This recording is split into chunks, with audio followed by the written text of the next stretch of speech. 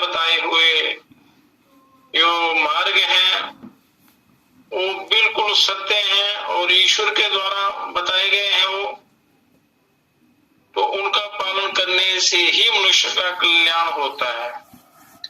तो धर्म के 3 स्कंद हैं, इनको अच्छी प्रकार जान लेना चाहिए। फिर अगली यात्रा शुरू होती है और इस योग विद्या में अनेक साधन हैं जिससे मनुष्य का जल्दी कल्याण होता है। तो वह उसमें धर्म के 3 स्कंद जो हैं उनका पालन करना अति आवश्यक है। तो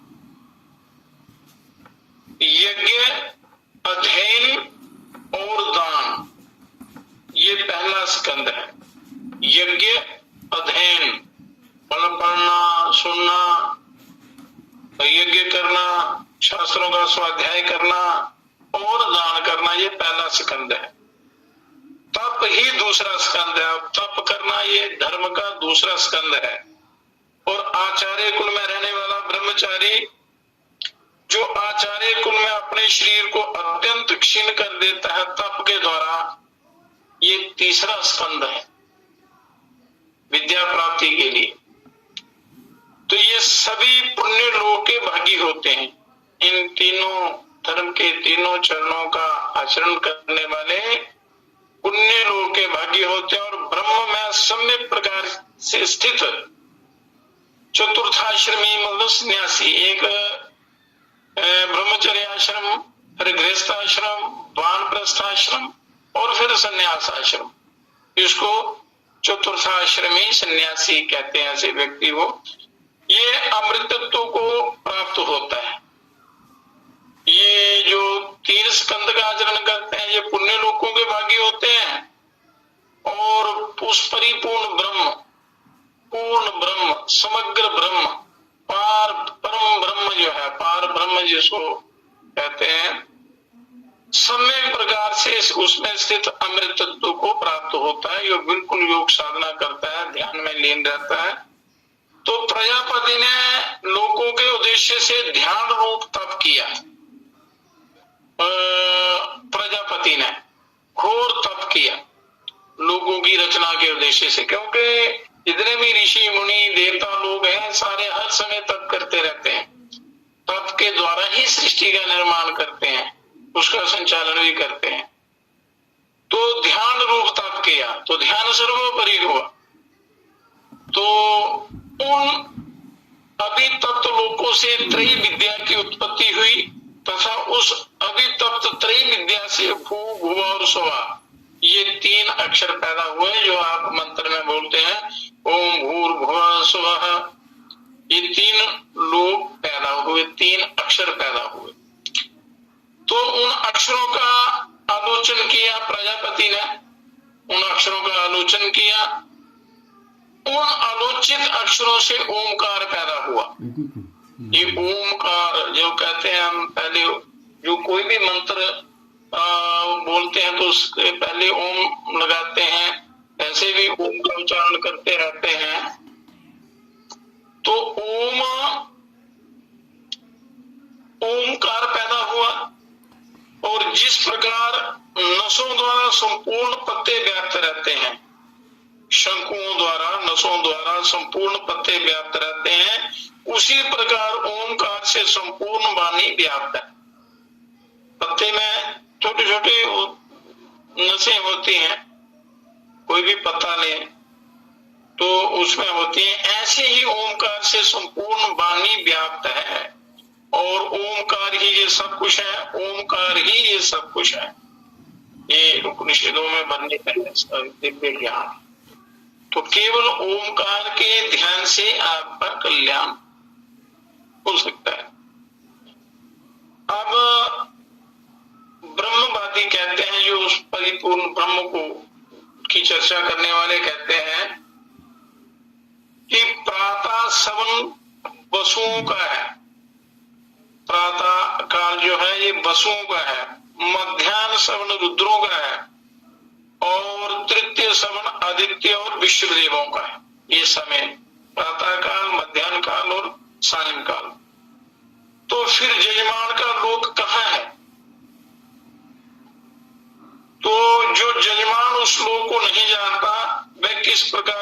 अनुष्ठान करेगा अथवा उसे जानने वाला ही यज्ञ करेगा।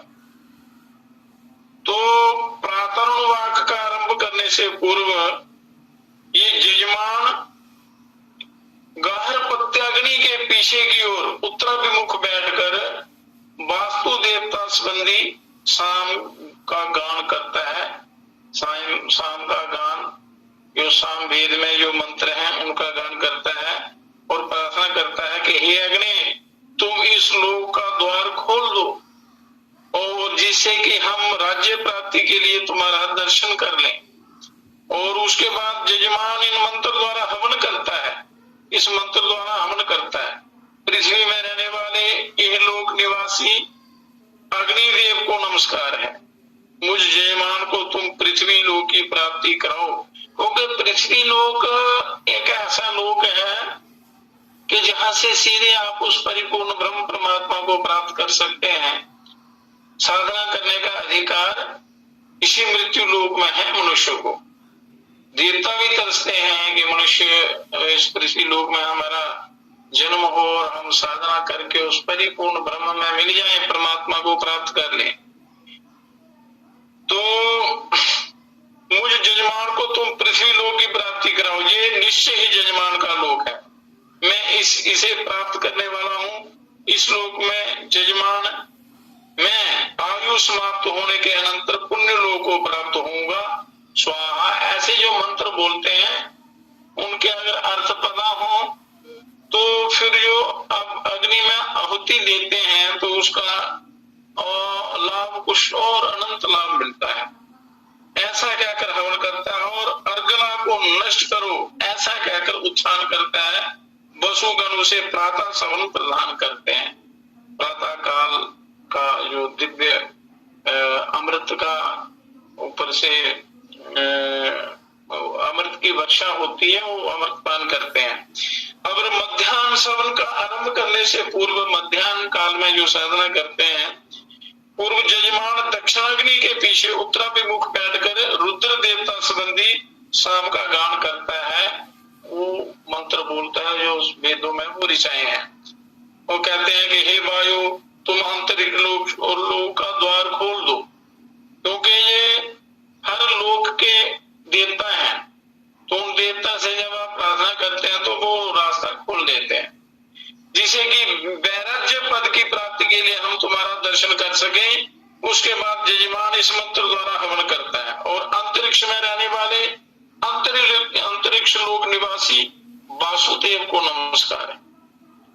मुझ यजमान को तुम अंतरिक्ष लोक की प्राप्ति कराओ। ये निश्चय ही यजमान का लोक है और मैं इसे प्राप्त करने वाला हूँ। यहाँ यजमान मैं आयु समाप्त होने पर ये कहता है अंतरिक्ष लोक को प्राप्त करूंगा, स्वाहा ऐसा कहकर वो मंत्र आहुति देते हैं। और लोक द्वार की अर्गला को दूर करो, जो अड़चन है, जो विघ्न है, उसको दूर करो ऐसा कहकर वह उत्थान करता है, ऊपर के लोगों को जाता है। रुद्रगण उसे मध्याह्न सवन प्रदान करते हैं। तृतीय सवन का आरंभ करने से पूर्व यजमान आह्वानीय अग्नि के पीछे उत्तराभिमुख बैठकर आदित्य और विश्वदेव संबंधी शाम का गान करते हैं। उन मंत्रों का उच्चारण करता है।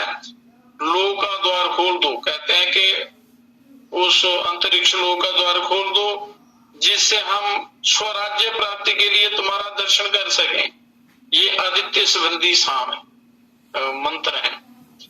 अब विश्वदेव संबंधी शाम कहते हैं लोक का द्वार खोल दो, ब्रह्मलोक का द्वार खोल दो जिससे हम साम्राज्य प्राप्ति के लिए तुम्हारा दर्शन कर सकें। उसके बाद यजमान इन मंत्रों के द्वारा हवन करता है। स्वर्ग में रहने वाले द्युलोक निवासी आदित्यों को और विश्वदेवों को नमस्कार है। स्वर्ग में रहने वाले द्युलोकवासी आदित्य लोग रहते हैं, वहां जितने भी आदित्य देवता हैं और विश्वदेव हैं उनको बारंबार नमस्कार है। मुझ यजमान को तुम पुण्य लोक की प्राप्ति कराओ। ये निश्चय ही यजमान का लोक है और मैं इसे प्राप्त करने वाला हूं। तो वो दिव्य मंत्रों द्वारा जो मंत्र यहाँ वर्णित किए हैं उनके द्वारा वो हवन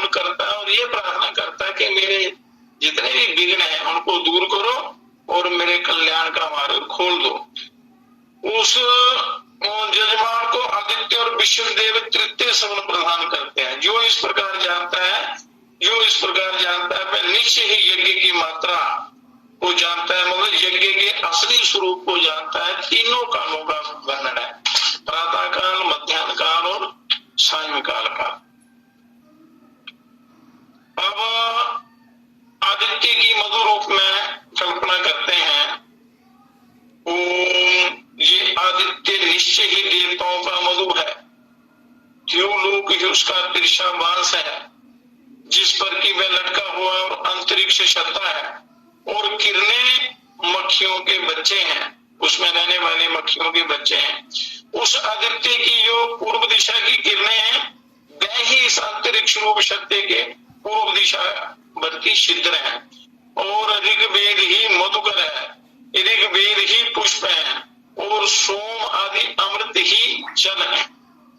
उन इस ऋग वेद में जो वर्णित दिव्य ज्ञान है, उन मधुकरों ने ही इस ऋग्वेद का अभिताप किया है। उस अभितप्त ऋग्वेद से यश, तेज, इंद्रिय, धातु और अन्नाध्य रूप रस पैदा हुआ है, और वह यश आदि रस विशेष रूप से गया। उसने जाकर आदित्य के पूर्व भाग में आश्रय लिया। ये जो आदित्य का लाल रूप है, वही ये रस है। जब चढ़ते हुए सूर्य को आप देखते हैं तो उसमें बीच में एक नीला तेज दिखाई देता है, और उसके चारों तरफ एक लाल रंग का वो घेरा दिखाई देता है। तो वो आदित्य का जो लाल रूप है, वही ये रस है, अमृत है, जो इस यज्ञ करने वाले का या तप करने वाले का उद्धार करता है, कल्याण करता है। अब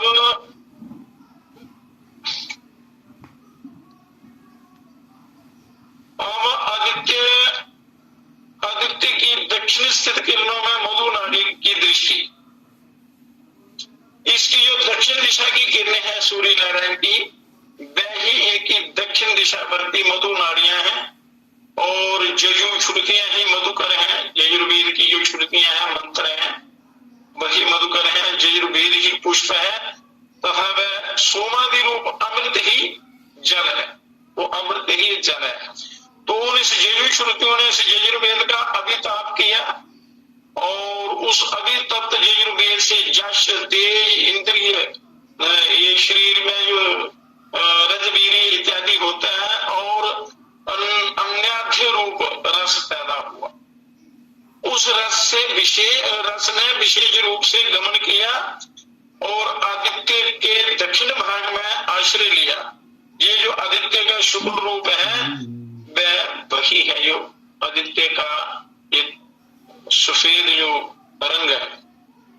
अब पश्चिम ओर की किरणों में मधु नाड़ी दृष्टि, ये सूर्य नारायण के द्वारा जो ये सृष्टि का जो पालन होता है, तो वो कैसे होता है, ये उसका वर्णन कर रहे हैं, और ओंकार के साथ इसकी समानता कर रहे हैं। और सूर्य नारायण की जो पश्चिम ओर की रश्मियां हैं, वह ही इस पश्चिमी मधु नाड़ियां हैं, और साम श्रुतियां ही मधुकर हैं। साम वेद विहित कर्म ही पुष्प है। ऋग्वेद, यजुर्वेद और सामवेद, ये तीनों वेदों का ओंकार के साथ इसकी समानता और इस भौतिक इस सृष्टि का वो वर्णन कर रहे हैं। तो सामवेद विहित कर्म ही पुष्प है, तथा सोमादि रूप अमृत ही जल है। इन साम श्रुतियों ने ही इस साम वेद विहित कर्म का अभिताप किया, और उनका उच्चारण किया, तप किया। उसमें से उस अभितप्त सामवेद से ही यश, तेज, इंद्रिय, रजवीर्य और अन्य रूप रस पैदा हुआ।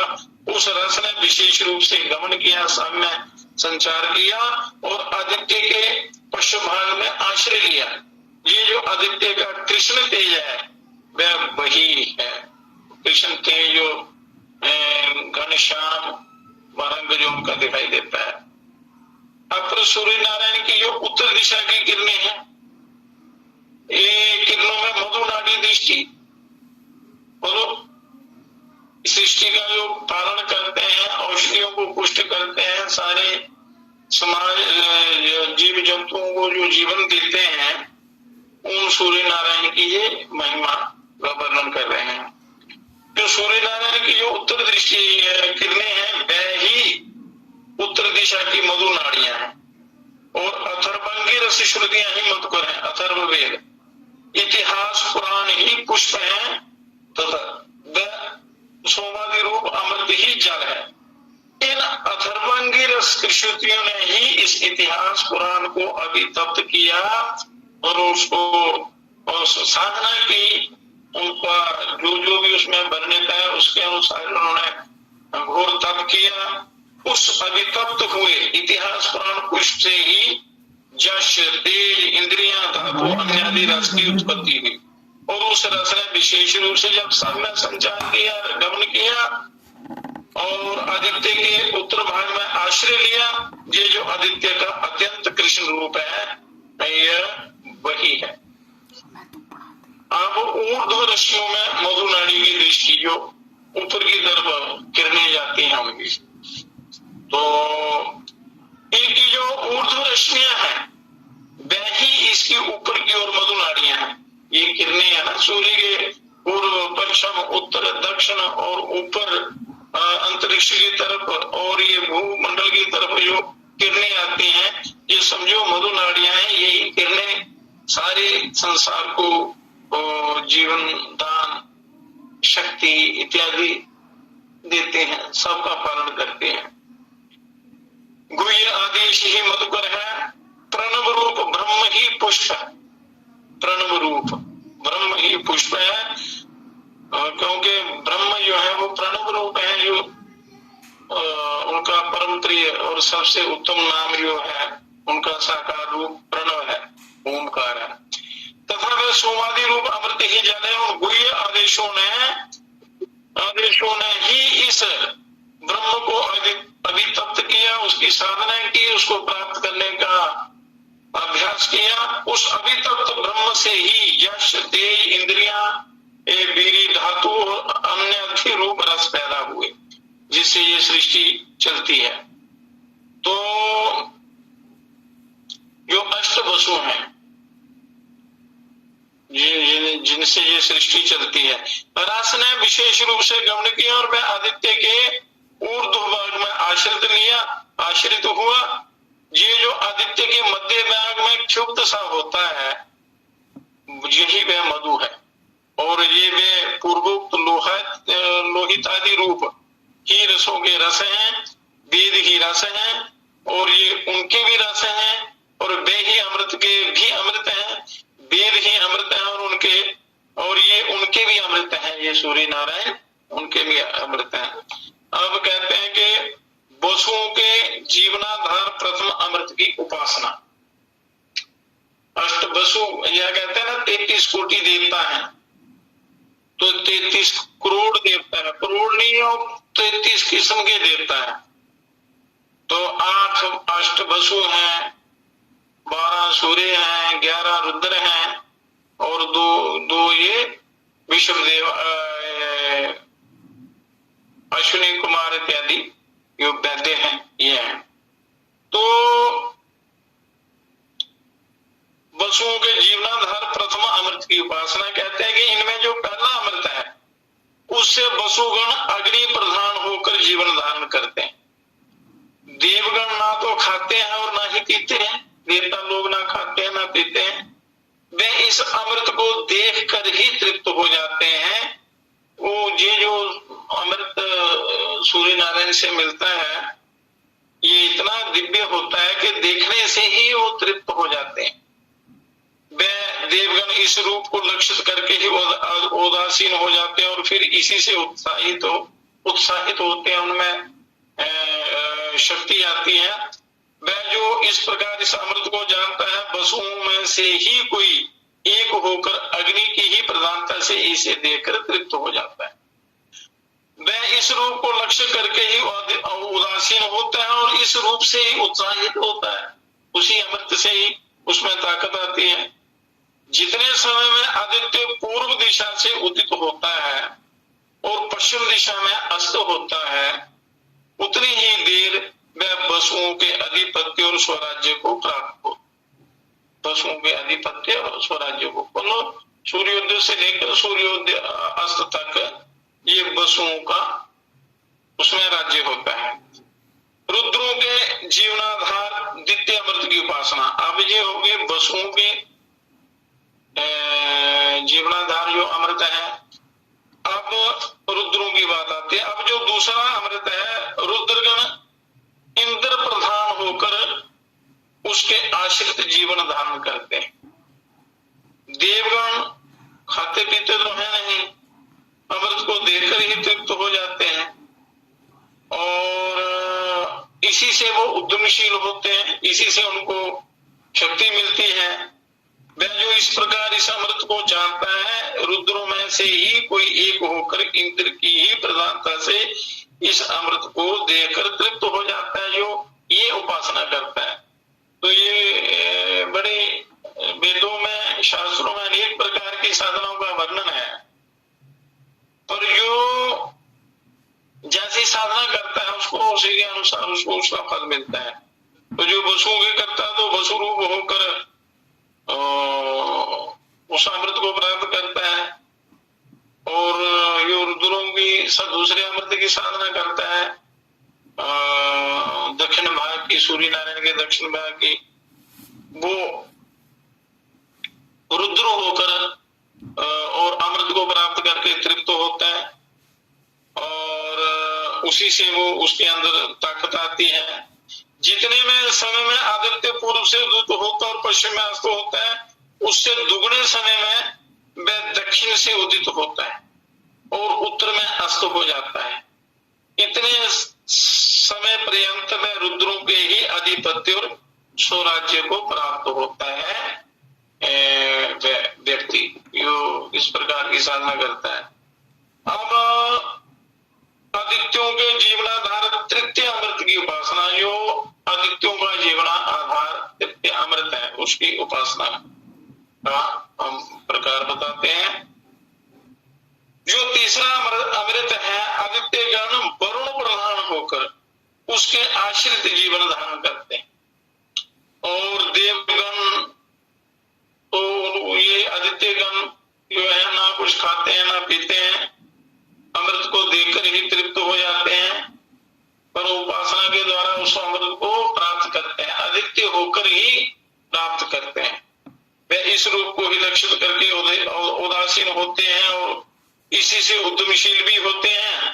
और वह जो इस अमृत को जानता है, आदित्यों में से ही कोई एक होकर, कोई एक आदित्य बनकर उस अमृत को प्राप्त करता है और उस अमृत को देखने से ही तृप्त हो जाता है और वह इस रूप से ही उनसे शक्ति प्राप्त करता है। और वह आदित्य जितने समय में दक्षिण से उदित होता है और उत्तर में अस्त होता है, उससे दुगने समय में पश्चिम से उदित होता है और पूर्व में अस्त होता है। इतने समय वह आदित्यों के ही अधिपत्य और स्वराज्य को प्राप्त होता है। इस प्रकार ये तीनों अमृतों की अमृतों का यहाँ वर्णन हुआ। अब मरुत देवता जो है, उनके जीवनाधार चतुर्थ अमृत की उपासना के, उनका जीवन, इन देवताओं के जीवन का आधार क्या है? यो अमृत इस रुद्र से, आदित्य की किरणों से मिलता है साधना के द्वारा, वो उस अमृत को प्राप्त करके ये देवता तृप्त होते हैं। खाते पीते तो कुछ है नहीं। तो इस प्रकार मरुतों के समान जो साधना करता है, वह मरुत गणों में से ही कोई होकर उस दिव्य अमृत को प्राप्त करता है और उसको देखकर ही तृप्त हो जाता है और उसी से वो शक्ति प्राप्त करता है। और जितने समय में आदित्य जितने समय में पश्चिम से उदित होता और पूर्व में अस्त होता है, उससे दुगनी देर में उत्तर से उदित होता और दक्षिण में अस्त होता है। इतने काल में मरुदगण के ही अधिपत्य और स्वराज्य को प्राप्त होता है। मरुदगणों के लोगों को प्राप्त होता है जो पुण्य करता है। अब साध्यों के जीवनाधार पंचमामृत की उपासना करते हैं। जो पांचवा अमृत है वो साध्य गण, मरुदगण, देवगण, आदित्य गण, वसुगण क्या है? ये कुछ अनाज अन्न वगैरह तो खाते नहीं है, पर जो सूर्य नारायण से जो अमृत मिलता है इनको, वो अमृत, उस अमृत को देकर ही तृप्त रहते हैं ये, और उसी से ये शक्ति प्राप्त करते हैं, उसी से सारी सृष्टि की ये रक्षा करते हैं। और जो साध्य गणों की तरह जो साधना करते हैं वो उस पंचम अमृत को प्राप्त होते हैं, और कोई साध्य गण बन के ही उस अमृत को प्राप्त करके उसको देखने से ही तृप्त होते हैं। और कई वर्षों तक, जैसे आदित्य जितने समय में उत्तर से उदित होता है और दक्षिण में अस्त होता है, उससे 2 गुणे ज्यादा समय तक ऊपर की ओर उदित होता है और नीचे की ओर अस्त होता है। इतने काल तक वह साध्यों के ही अधिपत्य और स्वराज्य को प्राप्त होता है, पंचम अमृत सेवन करने वाला। अब मधु विज्ञान और ब्रह्म विज्ञान के अधिकारी कौन है?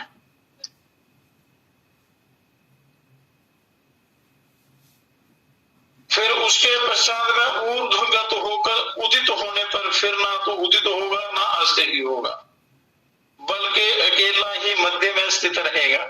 उसके विषय में ये श्लोक है, वहां निश्चय ही ऐसा नहीं होता, वहां सूर्य का ना कभी अस्त होता है ना उदय होता है। जो ब्रह्म का स्थान है, जैसे कई लोगों का ध्यान लगता है तो उनको कोई तो प्रकाश नजर आता है, उस प्रकाश में वो लीन हो जाता है, वो इनसे ऊपर की स्थिति है। अब यहाँ ना सूर्य उदय होता है ना अस्त होता है। हे देवगण, इस सत्य के द्वार में ब्रह्म से विरुद्ध ना हो। जो ब्रह्म का स्थान है, मतलब जो यज्ञ करता है, तो ऋचाओं के द्वारा जो हम हवन करते हैं उनमें यही प्रार्थना होती है कि जितने भी ऊपर लोग हैं, जब मैं जाऊं तो मेरे लिए सारे द्वार खोल दें और मैं उस लोक को प्राप्त करूं जो ब्रह्म का लोक है, जो आत्मोद्धार आत्म कल्याण का जो स्थान है।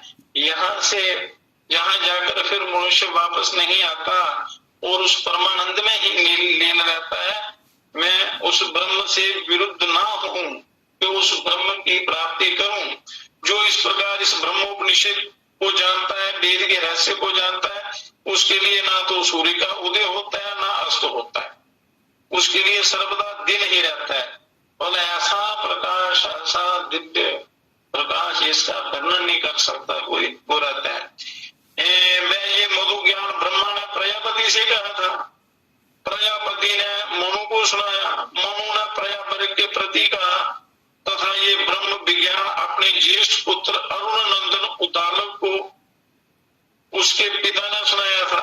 अतः इस ब्रह्म विज्ञान का पिता अपने ज्येष्ठ पुत्र को अथवा सुयोग्य शिष्य को उपदेश करे, या सुयोग्य पुरुष को, सुयोग्य शिष्य को इसके अंदर इसको धारण करने की योग्यता हो, या अपने श्रेष्ठ ज्येष्ठ पुत्र को, जो ब्रह्म ज्ञानी है, ये ब्रह्म ज्ञान उसको दे, किसी दूसरे को नहीं बता दे। यद्यपि इस आचार्य को ये समुद्र परिवेष्टित और धन से परिपूर्ण सारी पृथ्वी दे, तो भी किसी दूसरे को इस विद्या का उपदेश ना करे, क्योंकि उससे यही अधिकतर फल देने वाला है, यही अधिकतर फल देने वाला है। ये जो ब्रह्म का ज्ञान है, ये उस प्रकाश तक पहुंचता है। ये बड़ी मधु विद्या, बड़ी ही उत्तम और परम कल्याण करने वाली विद्या है, उस ब्रह्म की प्राप्ति की विद्या। तो ये जितना भी यहाँ वर्णन किया है ये उन देवताओं से प्रार्थना है कि मेरे उस ब्रह्म के द्वार को खोल दो, यहाँ से उस परमात्मा की प्राप्ति होती है। जिस मार्ग से, उस मार्ग में कई प्रकार की रुकावटें, विघ्न इत्यादि आते हैं, तो उन देवताओं से प्रार्थना करके वो मार्ग खुलवा दिए जाते हैं। तो फिर वो वहां ऐसे रूप में पहुंच जाता है मनुष्य उस परम ब्रह्म के स्थान में, फिर वहां से आकर वापस नहीं आता है। पंच प्राणों की उपासना, जो शरीर के अंदर 5 प्राण है, प्राण, अपान, व्यान, उदान, समान, जो हम श्वास लेते हैं, ये 10 प्रकार की प्राण है। उनमें मुख्य 5 प्राण है। तो उन 5 प्राणों की उपासना का वर्णन यहाँ करेंगे। अब पहले गायत्री की सर्वरूपता कहते हैं। गायत्री ही ये सर्वभूत प्राणी वर्ग है। गायत्री जो प्राणों की रक्षा करने वाले, गा प्राण को कहते हैं, और त्राण करने वाली, रक्षा करने वाली। जो कुछ भी ये स्थावर जंगम प्राणी है, जितने भी प्राणी हैं, वह गायत्री ही है। और बाघ ही गायत्री है, और बाघ ही ये सब प्राणी है, क्योंकि यही गायत्री और यही गायत्री और उनकी मतलब भय आदि से रक्षा करती है। और जो ये वह गायत्री है, वह यही है जो कि ये पृथ्वी है, क्योंकि इसमें ये सब भूत स्थित है इस पृथ्वी में, और इसी का वह कभी अतिक्रमण नहीं करते। और जो भी ये पृथ्वी है वह यही है, जो कि इस पुरुष में शरीर है। पुरुष में जो शरीर है ये पृथ्वी का अंश है, क्योंकि इसी में ये प्राण स्थित है। ये पृथ्वी का जो अंश है ये शरीर है, और शरीर में ही प्राण है, और इसी को वे कभी नहीं छोड़ते, और इसी को वे कभी नहीं छोड़ते हैं। जो भी इस पुरुष में शरीर है वह यही है, जो कि इस अंतः पुरुष में हृदय है। अंतः पुरुष में हृदय है, क्योंकि इसी में ये प्राण प्रतिष्ठित है। हृदय में प्राण प्रतिष्ठित है। इनका विशेष रूप से वर्णन हम यहाँ आगे अगले इस अध्याय में करेंगे, और इसी का अतिक्रमण नहीं करते हैं। और ये गायत्री 4 चरणों वाली है, 6 प्रकार की है, और ये गायत्र्याख्य ब्रह्म मंत्रों द्वारा प्रकाशित किया गया है। तो ब्रह्म के मंत्रों द्वारा ये प्रकाशित है। गायत्री का जो ये मंत्र है, ये इस शरीर की शुद्धिकरण करने का सबसे सर्वोत्तम उपाय है गायत्री मंत्र। गायत्री मंत्र से इस शरीर का अंतःकरण की परम पवित्रता हो जाती है, और उस ब्रह्म प्राप्ति का ये जीव अधिकारी हो जाता है। पापों का नाश करती है गायत्री। ऊपर जो कुछ कहा गया उतनी ही इस गायत्री ब्रह्म की महिमा है, उस ब्रह्म की ही महिमा है गायत्री के रूप में। तथा निर्विकार पुरुष इससे भी उत्कृष्ट है, जो जिसके अंदर कोई विकार नहीं है, वो इससे भी उत्कृष्ट है।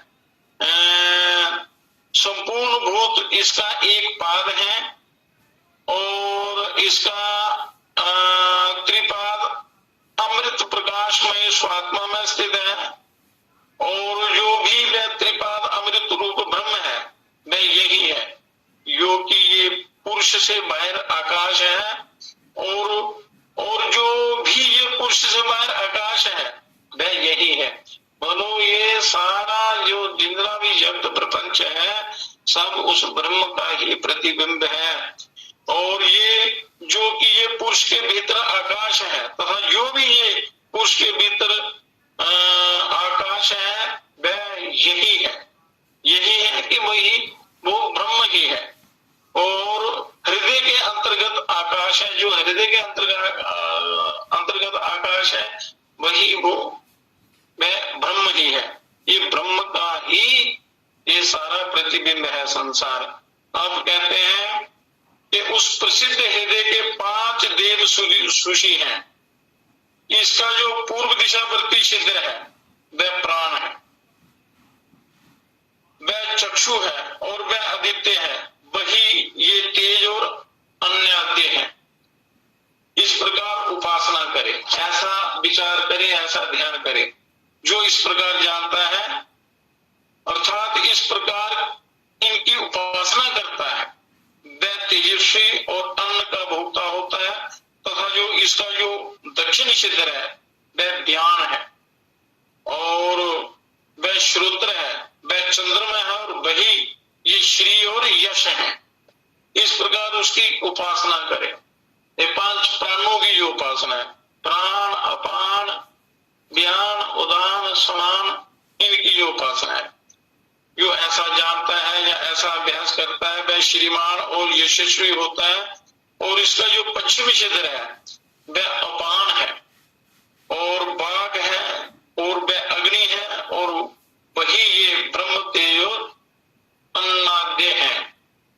इस प्रकार उसकी उपासना जो करे और जो ऐसा जानता है वह ब्रह्म तेजस्वी और अन्न का भोक्ता होता है। इसका जो उत्तरी छिद्र है वह समान वायु है। और समान वायु क्या है? समान वायु मन है, मां वह मेघ है और वही ये कीर्ति तथा देह का लावण्य है, देह की जो दृष्टि है, जो लावण्य है। इस प्रकार उस ज्ञान की जो उपासना करता है वह कीर्तिमान और यशस्वी होता है। और इसका जो ऊर्ध्व छिद्र है वह उदान है और वह वायु है, आकाश है और वही ये ओज और तेज है। इस प्रकार उनकी उपासना करे। जो इस प्रकार जानता है वह ओजस्वी और तेजस्वी होता है। और ये 5 ब्रह्म पुरुष स्वर्ग लोक के द्वारपाल है। ये 5 प्राण जो है स्वर्ग लोक के द्वारपाल है। और वह जो कोई भी स्वर्ग लोक के द्वारपाल इन 5 ब्रह्म पुरुषों को जानता है उसके कुल में वीर उत्पन्न होता है। और जो इस प्रकार स्वर्ग लोक के द्वारपाल इन 5 पुरुषों को अच्छी प्रकार जानता है वह स्वर्ग लोक को प्राप्त होता है।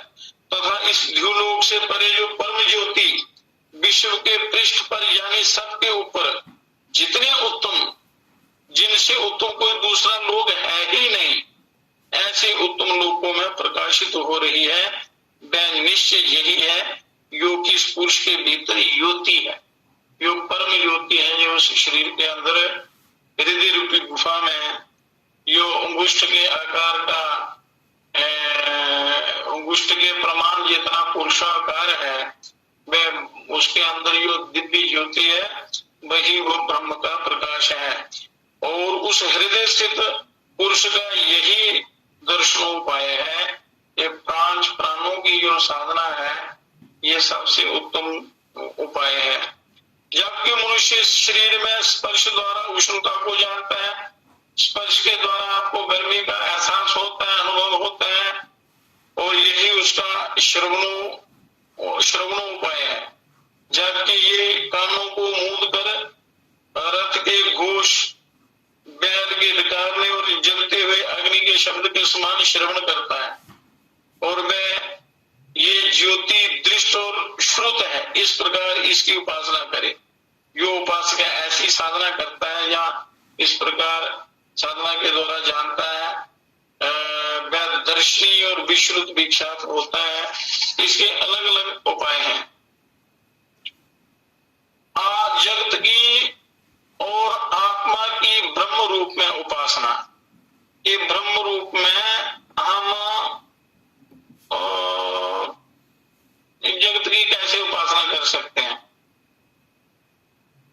जगत और आत्मा की, जगत और आत्मा की ब्रह्म रूप में उपासना करनी है तो उसका तरीका यह है कि ये विचार करना है अपना कि ये सारा जगत निश्चय ही ब्रह्म ही है, क्योंकि जो उस ब्रह्म के प्रकाश से ही ये प्रकाशित है, उसी का ये प्रतिबिंब है, ये उसी से पैदा होने वाला, उसी में लीन होने वाला, उसी में चेष्टा करने वाला। इस प्रकार शांत, शांत कहते हैं राग द्वेष आदि रहित होने, राग राग द्वेष आदि से रहित जो होता है वही शांत होता है। जिसमें राग द्वेष रहते हैं वो कभी शांत नहीं होता। तो राग द्वेष होकर, राग द्वेष रहित होकर मतलब शांत होकर उपासना करे, क्योंकि पुरुष निश्चय ही क्रतुमय निश्चयात्मक है। इस लोक में पुरुष जैसे निश्चय वाला होता है वैसा ही यहां से मरकर जाने पर होता है। ये याद रखना है, हमेशा सदा याद रखना है अपने कि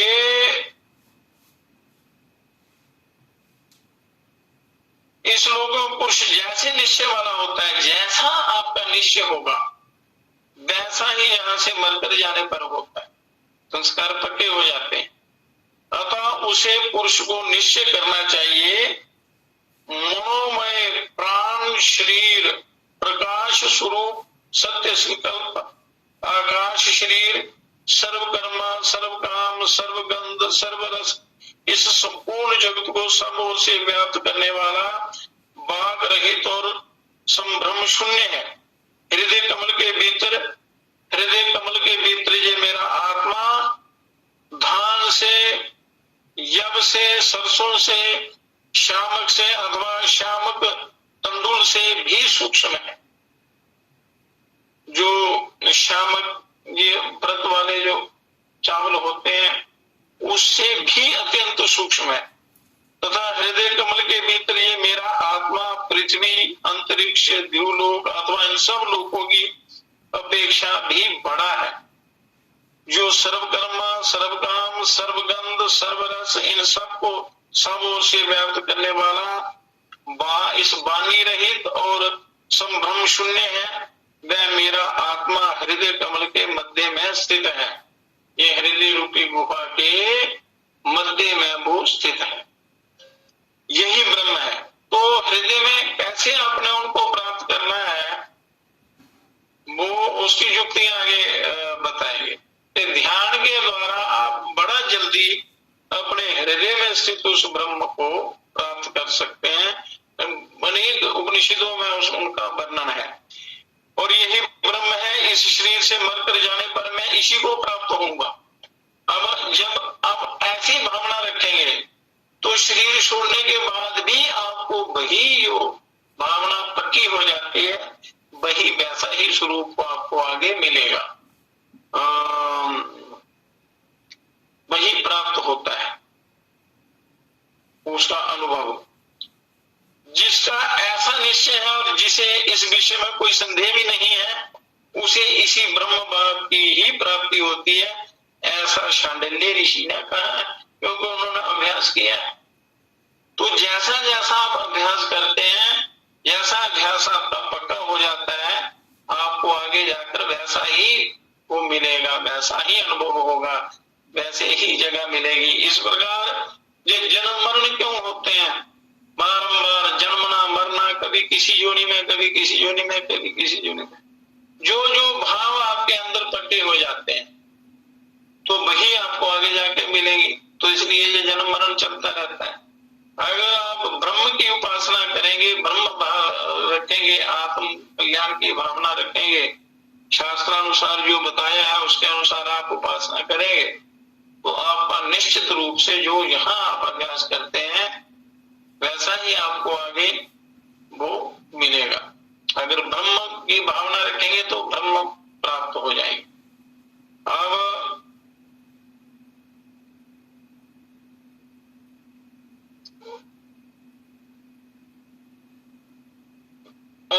विराट रूप कोश की उपासना, उस ब्रह्म की उपासना,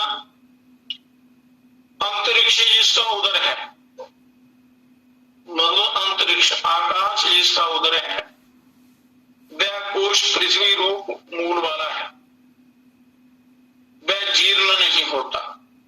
दिशाएं इसके कोण है, आकाश ऊपर का छिद्र है और ये कोश वसुधान है, उसी में ये सारा विश्व स्थित है, सारा संसार। उस कोश की पूर्व दिशा जुहू नाम वाली है, दक्षिण दिशा सहमाना नाम की है, पश्चिम दिशा रागी नाम वाली है तथा उत्तर दिशा सुहूता नाम की है। उन दिशाओं का वायु वत्स है, और वह जो इस प्रकार इस वायु को दिशाओं के वत्स रूप से जानता है, पुत्र के निमित्त से रोदन नहीं करता, मैं इस प्रकार इस वायु को दिशाओं के वत्स रूप से जानता हूं, अतः मैं पुत्र के कारण न रहूं, मैं अमुक से सहित अविनाशी कोश की शरण में हूं, अमुक के सहित प्राण की शरण हूं, अमुक के सहित भू की शरण में हूं, और भुआ की शरण में हूं, सुहा की शरण में हूं। मैंने जो कहा है कि मैं प्राण की शरण में हूं, सो जो कुछ संपूर्ण भूत समुदाय है प्राण ही है, उसी की मैं शरण हूं। तथा मैंने जो कहा है कि मैं भू की शरण में हूं, इससे मैंने यही कहा है कि मैं पृथ्वी की शरण हूं, अंतरिक्ष की शरण हूं, और झूलोक की शरण हूं, भुआ सभा की शरण में हूं। फिर मैंने जो कहा कि मैं भुआ की शरण में हूं, इससे ये कहा है कि मैं अग्नि की शरण में हूं, वायु की शरण में हूं, आदित्य की शरण में हूं। तथा मैंने जो कहा कि मैं सुहा की शरण में हूं, इससे मैं ऋग्वेद की शरण में हूं, यजुर्वेद की शरण में हूं, और सामवेद की शरण में हूं, यही मैंने कहा है। ये विराट रूप कोश की उपासना इस ढंग से की जाती, विराट रूप जो स्थूल रूप है इनका। अब पुरुष की यज्ञ रूप में उपासना, उस परमात्मा की यज्ञ रूप में उपासना।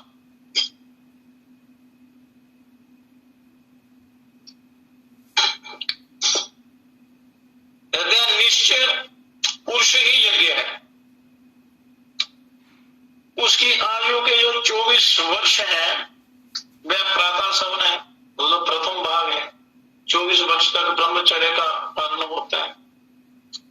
गायत्री 24 अक्षरों वाली है, गायत्री मंत्र 24 अक्षरों वाला है, और प्रातः सवन गायत्री शब्द से संबद्ध है। गायत्री मंत्र ज्यादातर प्रातः काल में ही किया जाता है। और गायत्री मंत्र ये सूर्य नारायण का मंत्र है, तो 1 मई से पहले ही गायत्री मंत्र का जाप किया जाता है, उपासना की जाती है।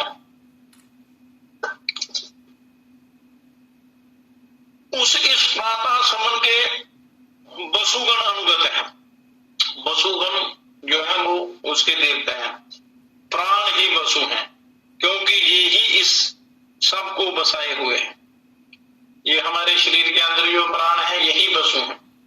यदि इस प्रातः समन संपन्न आयु में उसे कोई कष्ट पहुंचावे तो उसे इस प्रकार कहना चाहिए कि हे प्राण रूप वसुगण, मेरे इस प्रातः सवन को मध्यम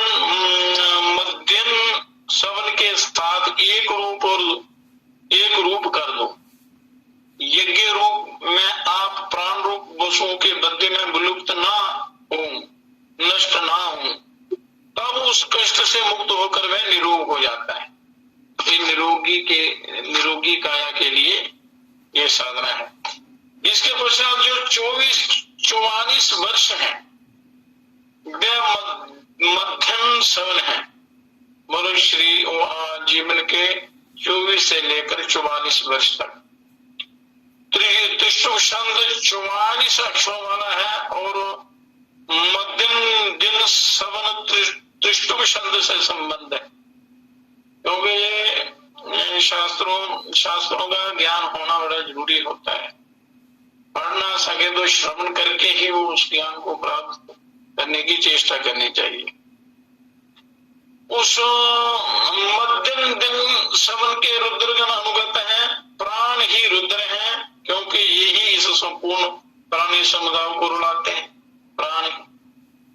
यदि उन यज्ञकर्ता को इस आयु में कोई संतप्त करे तो उसे इस प्रकार कहना चाहिए कि हे प्राण रूप रुद्रगण, मेरे इस माध्यान्ह कालिक सवन को तृतीय सवन के साथ एकीभूत कर दो। तृतीय काल जो सायंकाल होता है उसमें कर दो। यज्ञ स्वरूप में प्राण रूप रुद्रों के मध्य में कभी विच्छिन्न ना हो, नष्ट ना हो, ऐसा कहने से वह उस कष्ट से छूट जाता है और निरोग हो जाता है। ये 3 प्रकार के ये रुद्र है। रुद्राष्टाध्याय में इसका वर्णन है। ये जब ये लोग रुद्राभिषेक करवाते हैं अपने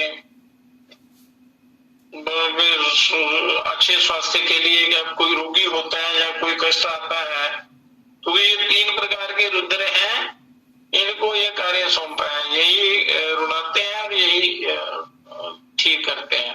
तो इनसे जब प्रार्थना की जाती है तो ये प्रसन्न होते हैं, तो ये सारे कष्टों को दूर करते हैं। तीनों प्रकार के ताप जो हैं वो दूर करते हैं। और जब आप इन रुद्र यदि प्रसन्न है तो फिर आपकी साधना में कभी कोई विघ्न नहीं पड़ता। तो रुद्राष्टाध्याय में ये 3 मंत्र हैं, इनका जो अगर आप उच्चारण करें साधना के समय या ऐसे भी, तो किसी कोई बीमारी होने की संभावना नहीं रहती और आपकी साधना में भी कोई विघ्न नहीं पड़ेगा, और जो विघ्न आते हैं वो दूर हो जाते हैं। अब इनके वहाँ उसमें मंत्र है, ओम नमो सुरुद्रो ये दीवी ये तेभ्यो 10 प्राचीर 10 दक्षिणा 10 प्रदीचिर 10 दीचिर 10 ऊर्ध्वा तेभ्यो नमस्तुते नमन्तुते नमोमृयन्तु ते यन्दिघो यश्नोदेष्टिते मेघयम्बे नमः नमो सुरुद्रो ये अंतरिक्षे ये घमाति स्वाहा तेभ्यो 10 प्राचीर 10 दक्षिणा 10 प्रदीचिर 10 दीचिर 10 ऊर्ध्वा तेभ्यो नमस्तुते नमन्तुते नमोमृयन्तु ते यन्दिघो यश्नोदेष्टिते मेघयम्बे नमः नमो सुरुद्रो ये पृथिव्यां ये घामन्यमे स्वाहा तेभ्यो 10 प्राचीर 10 दक्षिणा 10 प्रदीचिर 10 दीचिर 10 ऊर्ध्वा तेभ्यो नमस्तुते नमन्तुते नमोमृयन्तु ते यन्दिघो यश्नोदेष्टिते मेघयम्बे नमः। यो रुद्र पाताल में है, इस पृथ्वी मंडल पर है या आकाश में यो है, जो पाप कर्मों का फल देते हैं, कष्ट देते हैं, वो रुद्र प्रसन्न हो और मेरे इन तीनों लोगों का, तीनों लोग जो है, इनसे तीनों कालों में प्रातः काल, मध्याह्न काल, सायं काल, भूत वर्तमान भविष्य सब में हमारी रक्षा करें। इस प्रकार ये जो इनसे प्रार्थना करते हैं वो सर्वदा सुखी रहते हैं। इसके पश्चात जो 48 वर्ष हैं वे तृतीय श्रवण कहलाते हैं। यज्ञ छंद 48 अक्षरों वाला है तथा तृतीय श्रवण जगती शब्द से संबंध रखता है। ये बड़ा गहरा ज्ञान है, इसको जब आप 2-4 बार सुनेंगे तो पता चलेगा। इस श्रवण के आदित्य का अनुगत है, प्राण ही आदित्य है, क्योंकि ये ही इन संपूर्ण विश्व जात को ग्रहण करते हैं। ये प्राण जो है, प्राण की महिमा, शरीर जो चलता है प्राणों के आधार पर चलता है, इसलिए कहते हैं प्राणायाम के बराबर कोई तप नहीं है। तो कोई एक अच्छा कोई रास्ता पकड़ लेना और उस पर अभ्यास करते रहना तो ये कल्याण हो जाता है बड़ा जल्दी। उस उपासक को यदि इस आयु में कोई संतप्त करे, मतलब इस आयु में कोई कष्ट हो, तो उसे इस प्रकार कहना चाहिए कि हे प्राण रूप आदित्यगण, प्राण रूप आदित्यगण, मेरे इस तृतीय श्रवण को आयु के साथ एकीभूत कर दो। श्रवण मतलब वो काल समय। यज्ञ स्वरूप में प्राण रूप आदित्यों के मध्य में विनिष्ट ना हूं, और ऐसा कहने से वह उस कष्ट से मुक्त होकर निरोग हो जाता है। इस प्रसिद्ध विद्या को जानने वाले ऐतरेय महीदास ने कहा था, अरे रोग तू मुझे क्यों कष्ट देता है, जो मैं कि इस रोग द्वारा मृत्यु को प्राप्त नहीं हो सकता। वह 116 वर्ष जीवित रहा था। जो इस प्रकार इस श्रवण विद्या को जानता है वह निरोग होकर 116 वर्ष जीवित रहता है। इस प्रकार आत्मयज्ञ के अन्य अंग, आत्मयज्ञ की अब व्याख्या करते हैं।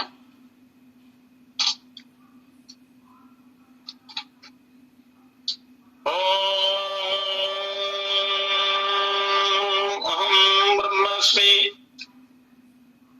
ये पुरुष जो भोजन करने की इच्छा करता है, जो पीने की इच्छा करता है, जो प्रसन्न नहीं होता, रममान नहीं होता, वही इसकी दीक्षा है। फिर वह जो खाता है, जो पीता है और जो रति का अनुभव करता है, वह उपसदों की सदृश्यता को प्राप्त होता है तथा वह हंसता है या जो भक्षण करता है और जो विषय भोग करता है, वह सब स्तुत शस्त्र की इस मानता को प्राप्त होते हैं। तथा जो तप, दान, सरलता, अहिंसा और सत्य वचन है, वह ही इसकी दक्षिणा है। इसी से कहते हैं कि प्रसूता होगी अथवा प्रसूता हुई, वह इसका पुनर्जन्म ही है तथा मरण ही अपवृत स्नान है। घोर अंगिरस ऋषि ने देव की पुत्र कृष्ण को ये यज्ञ दर्शन सुनाकर, जिससे कि वह अन्य विद्याओं के विषय में कृष्णाहीन हो गया था, कहा उसे अंतकाल में इन 3 मंत्रों का जप करना चाहिए। तो अक्षित है, मतलब अक्षय है, कभी क्षय नहीं होने वाला है। अच्युत है, अच्युत कहते हैं अविनाशी को, और अति सूक्ष्म प्राण है तथा इसके विषय में ये 2 ऋचाएं हैं। आदित्य प्रतनस्य रेतसा, ये एक मंत्र है, और उद्यम तमसा परि इत्यादि बड़े बड़े लंबे मंत्र हैं। ये दूसरा मंत्र है। इसमें पहला मंत्र इस प्रकार है, आदित्य प्रतन्नस्य रेतुसो ज्योति ही पश्यन्ति भास्वरम परोजलिध्यते दिवि। इसका अर्थ है कि पुरातन कारण का प्रकाश देखते हैं, ये सर्वत्र व्याप्त प्रकाश जो परम ब्रह्म में स्थित परम तेज दीप्यमान है, उसका है, ये उस ब्रह्म का ही प्रकाश है। अब द्वयम तमसा परि इत्यादि दूसरे मंत्र का अर्थ कहते हैं कि अज्ञान रूप अंधकार से अतीत उत्कृष्ट ज्योति को देखते हुए तथा आत्मी उत्कृष्ट तेज को देखते हुए हम संपूर्ण देवों में प्रकाशवान सर्वोत्तम ज्योति स्वरूप सूर्य को प्राप्त हुए, सूर्य नारायण को प्राप्त। ये आत्म यज्ञ के अंग हैं। अब मन और आकाश की ब्रह्म रूप में उपासना, मन और आकाश की ब्रह्म रूप में उपासना, मतलब जो भी सारा चराचर जगत जो है ये ब्रह्म का ही रूप है और उसकी छाया है, ब्रह्म का प्रतिबिंब है। तो इस प्रतिबिंब में आपने मन नहीं लगाना है, आपने अपने असली स्वरूप की तरफ जाना है, जो आपका जो मूल कारण है। तभी आपको शांति मिलेगी, तभी सुख मिलेगा, तभी आनंद मिलेगा, तभी आवागमन का ये चक्र दूर होगा। अगर इस उसके प्रतिबिंब में आप मन लगा देंगे तो क्योंकि वो प्रतिबिंब है, सत्य है नहीं, उस प्रतिबिंब की अपनी सत्ता होती ही नहीं है, कोई सत्ता उसी की है, ब्रह्म की। तो इसलिए जो मूल कारण है उसको आपने प्राप्त करना है। अब मन और आकाश की ब्रह्म रूप में उपासना करनी है अपने के, मन ब्रह्म है, इस प्रकार उपासना कर। मतलब जैसी जैसी आपकी सोच होगी उसी के अनुसार आपको उसका अनुभव प्राप्त होगा, वही साक्षात्कार होगा उसी का। ये मन ब्रह्म है, इस प्रकार उपासना करें। और ये अध्यात्म दृष्टि है तथा आकाश ब्रह्म है, ये अधिदेव दृष्टि है। ये मन ब्रह्म है, इस प्रकार उपासना करें, ये अध्यात्म दृष्टि है, ये मन ही ब्रह्म है। तथा आकाश ब्रह्म है, ये अधिदेवत दृष्टि है। इस प्रकार अध्यात्म और अधिदेवत दोनों का उपदेश किया गया। और ये मन संज्ञक ब्रह्म 4 पादों वाला है। मन नामक ब्रह्म जो है ये 4 पादों वाला है। वाक पाद है, वाक जो है पाद है, प्राण पाद है, चक्षु पाद है, श्रोत्र पाद है, ये अध्यात्म है। अब अधिदेवत कहते हैं, अधिदेवत में क्या है, ये अग्नि पाद है, वायु पाद है, आदित्य पाद है और ये दिशाएं पाद है, ये आदि दैविक हो गई, तो देवताओं से जो संबंधित है अधिदेवत। और इस प्रकार अध्यात्म और अधिदेवत दोनों का उपदेश किया जाता है। वाक ही ब्रह्म का चौथा पाद है। वह अग्नि रूप ज्योति से दीप्त होता है, क्योंकि बाक इंद्रिय का अभिमानी देवता अग्नि है और उस अग्नि से दीप्त होता है और तपता है। जो ऐसा जानता है वह कीर्ति, यश और ब्रह्म तेज के कारण देदीप्यमान होता है, तपता है। प्राण ही मनोमय ब्रह्म का चौथा पाद है। प्राण जो है ये ब्रह्म का चौथा पाद है। वह वायु रूप ज्योति से प्रकाशित होता और तपता है। जो इस प्रकार जानता है वह कीर्ति, यश और ब्रह्म तेज से प्रकाशित होता है। चक्षु ही मन संज्ञक ब्रह्म का चौथा पाद है उस परमात्मा का। वह आदित्य रूप ज्योति से प्रकाशित होता और तपता है। ये चक्षु जो है आदित्य रूप ज्योति से, सूर्य के प्रकाश से ही तपता है। जो इस प्रकार जानता है वह कीर्ति, यश और ब्रह्म तेज से प्रकाशित होता है। और कान ही मनोरूप ब्रह्म का चौथा पाद है। वह दिशा रूप ज्योति से प्रकाशित होता और तपता है। दिशा रूप ज्योति से, जो दिशाएं जो है, जो इस प्रकार जानता है वह कीर्ति, यश और ब्रह्म तेज को प्रकाशित होता है और तपता है और ब्रह्म को प्राप्त होता है। अब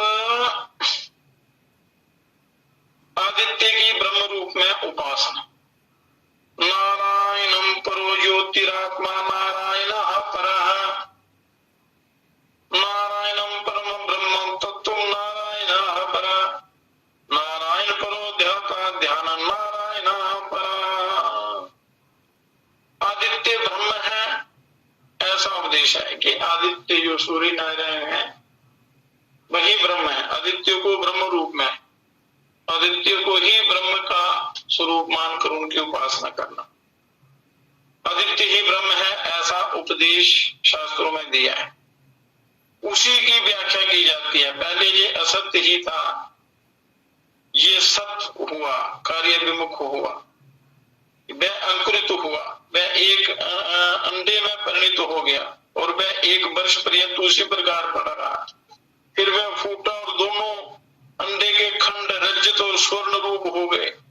उनमें जो खंड रजत हुआ वह ये पृथ्वी है और जो स्वर्ण हुआ वह ये ध्रुवलोक है, आकाश मंडल है। उस अंडे को जो जराजू स्थूल गर्भवेष्टन था वही ये पर्वत है और जो सूक्ष्म गर्भवेष्टन था मेघों के सहित कोहरा है और जो धमनियां थी वह नदियां हैं तथा जो बस्तीगत जल था वह समुद्र है। फिर उससे जो पैदा हुआ वह ये आदित्य है।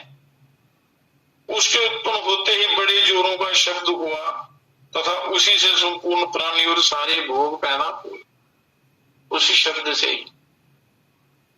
इसी से उसका उदय और अस्त होने पर दीर्घ शब्द युक्त घोष पैदा होते हैं तथा संपूर्ण प्राणी और सारे भोग भी पैदा होते हैं। और वह जो इस प्रकार जानने वाला होकर आदित्य को कि ये ब्रह्म है, आदित्य ही ब्रह्म है, इस प्रकार उपासना करता है, वह आदित्य रूप हो जाता है। उसके समीप शीघ्र ही सुंदर घोष आते हैं और उसे सुख देते हैं और सुख देते हैं। ये हो गई जो स्थूल ये जगत है, इसकी ब्रह्म रूप में उपासना का तरीका।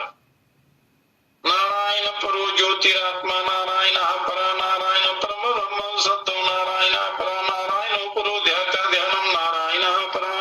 फिर नारायण परम ज्योति है, नारायण परमात्मा है, नारायण परम ब्रह्म है, नारायण परम तत्व है और नारायण परम ध्याता है और नारायण ही परम ध्यान है। इस प्रकार मनुष्य को ध्यान करना चाहिए।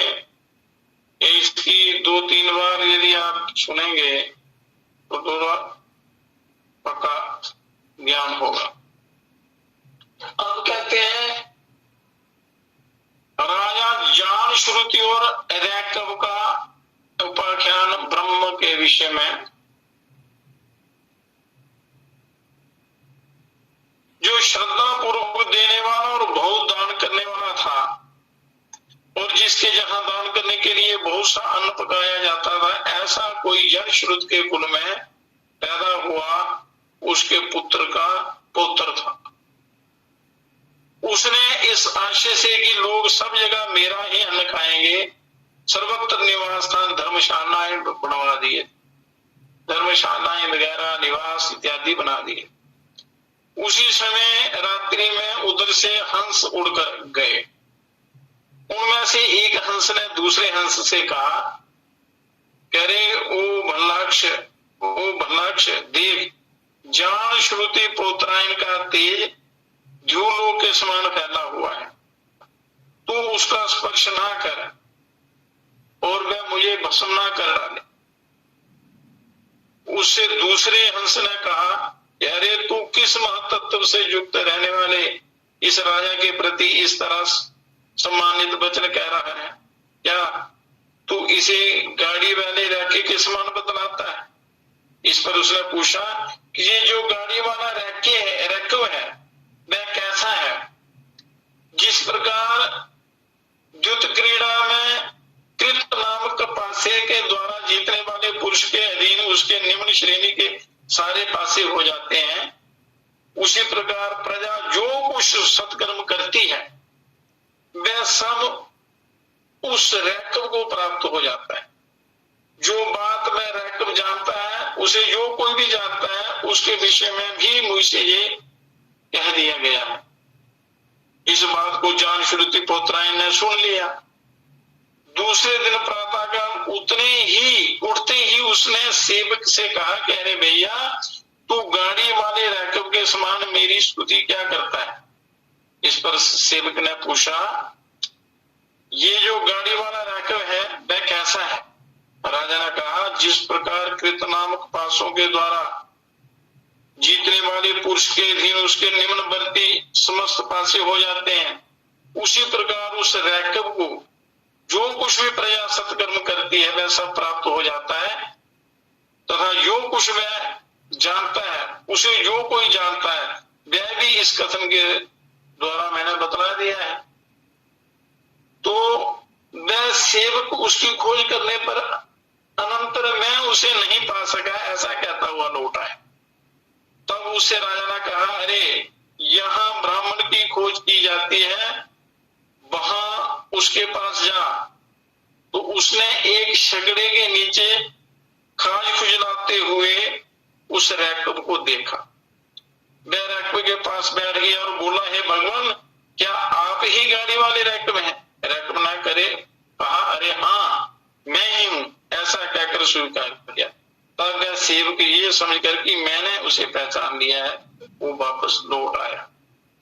ये राजा जान श्रुति और रैकव का उपाख्यान था। अब जान श्रुति का रैकव के पास उपदेश के लिए जाना, और रैकव के पास जाना चाहता था उपदेश के लिए। तब वह जान श्रुति पोत्रायन 700 गौ में एक हार और एक खच्चरों से जुता हुआ रथ लेकर उसके पास आया और बोला कि हे रैकव, ये 700 गौएं, ये हार और ये खचरियों से जुता हुआ रथ मैं आपके लिए लाया हूं। इसमें स्वर्ण मुद्राएं हैं और धन आदि है। आप इस धन को स्वीकार कीजिए और भगवान आप मुझे उस देवता का उपदेश कीजिए जिसकी आप उपासना करते हैं। वो ब्रह्म की उपासना करते थे, तो उसकी आप उपासना करते हैं, उसका मुझे ज्ञान दीजिए, और इसके बदले में आप ये गौएं और ये हार और हीरे जवाहरात सोना इत्यादि धन आप रख लो। उस रैकव ने कहा कि अरे शूद्र, गौओं के सहित ये हार युक्त रथ तेरे ही पास रहे।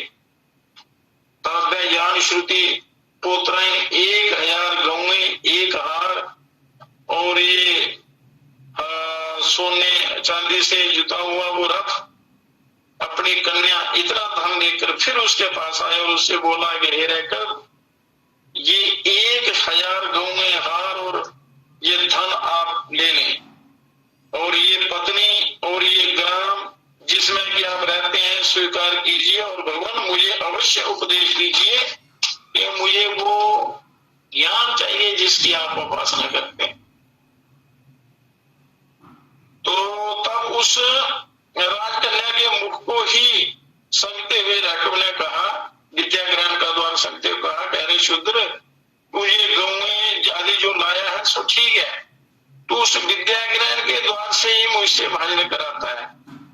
इस प्रकार जहां वह रैकब रहता है वहां रैकवपुरम नामक ग्राम महावृष देश में प्रसिद्ध है। तब उसने उससे कहा और उसको ज्ञान देना शुरू किया। उसने कहा कि वायु ही संवर्ग है, जब अग्नि बुझाता है तो वायु में ही लीन होता है, जब सूर्य अस्त होता है तो वायु में ही लीन होता है, जब चंद्रमा अस्त होता है तो वायु में ही लीन होता है, और जिस समय जल सूखता है तो वायु में ही लीन हो जाता है। वायु ही इन सब जलों को अपने में लीन कर लेता है। ये अधिदैवत दृष्टि, ये अब उस रैकब ने उसको ज्ञान देना शुरू किया। अब अध्यात्म दर्शन कहा जाता है। प्राण ही संवर्ग है, जिस समय ये पुरुष सोता है तो प्राण को ही वाक इंद्रिय प्राप्त हो जाती है, प्राण को ही चक्षु, प्राण को ही श्रोत्र और प्राण को ही मन प्राप्त हो जाता है। प्राण ही इन सबको अपने में लीन कर देता है, और वह ये दो ही संवर्ग हैं, देवताओं में वायु और इंद्रियों में प्राण। देवताओं में वायु प्रधान है और इंद्रियों में प्राण। एक बार कपि गोत्री शौनकोर कक्षसेन के पुत्र अभिप्रतारी से जबकि उन्हें भोजन परोसा जा रहा था, एक ब्रह्मचारी ने भिक्षा मांगी भोजन परोसते समय, किंतु उन्होंने उसे भिक्षा नहीं दी। तब उसने कहा कि भूणों के रक्षक उस एक देव प्रजापति ने 4 महात्माओं को ग्रस लिया है। एक आपे अभिव्रतारिण मनुष्य अनेक प्रकार से निवास करते हो उस एक देव को नहीं देखते, तथा जिसके ब्रह्मचारी के रूप में आए हुए भगवान के लिए वह अन्न है, ये अन्न है, उसे ही नहीं दिया गया। और उस वाक्य का कभी गोत्रोत्पन्न शौनक ने मनन किया और फिर उस ब्रह्मचारी के पास आकर कहा कि जो देवताओं का आत्मा, प्रजाओं का उत्पत्ति करता, हिरण्य दृष्ट, ब्रह्म भक्षणशील और मेधावी है, जिसकी बड़ी महिमा कही गई है, जो स्वयं दूसरों से ना खाया जाने वाला और जो वस्तुतः अन्न नहीं है, उनको भी भक्षण कर जाता है। ये ब्रह्मचारिण, उसी की हम उपासना करते हैं। ऐसा कहकर उसने सेवकों को आज्ञा दी, इस ब्रह्मचारी को भिक्षा दो। तब उन्होंने उसे भिक्षा दी और ये 5 अन्न हैं, अग्नि आदि और वायु, 5 बाघ आदि से ये अन्न है, तथा इनसे ये 5 बाघ आदि और प्राण ये भी अन्न है। इस प्रकार ये 10 होते हैं। ये 10 कृत नामक पाप से उपलक्षित द्यूत हैं, अतः संपूर्ण दिशाओं में ये अन्न ही 10 कृत है। ये विराट ही अन्न भक्षण करने वाला, उसके द्वारा ये सब देखा जाता है। जो ऐसा जानता है उसके द्वारा ये सब देख लिया जाता है और वह अन्न भक्षण करने वाला होता है।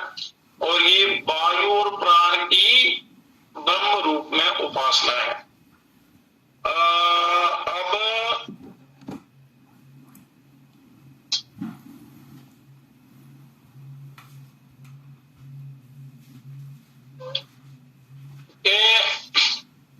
ये संपूर्ण ब्रह्मांड जो है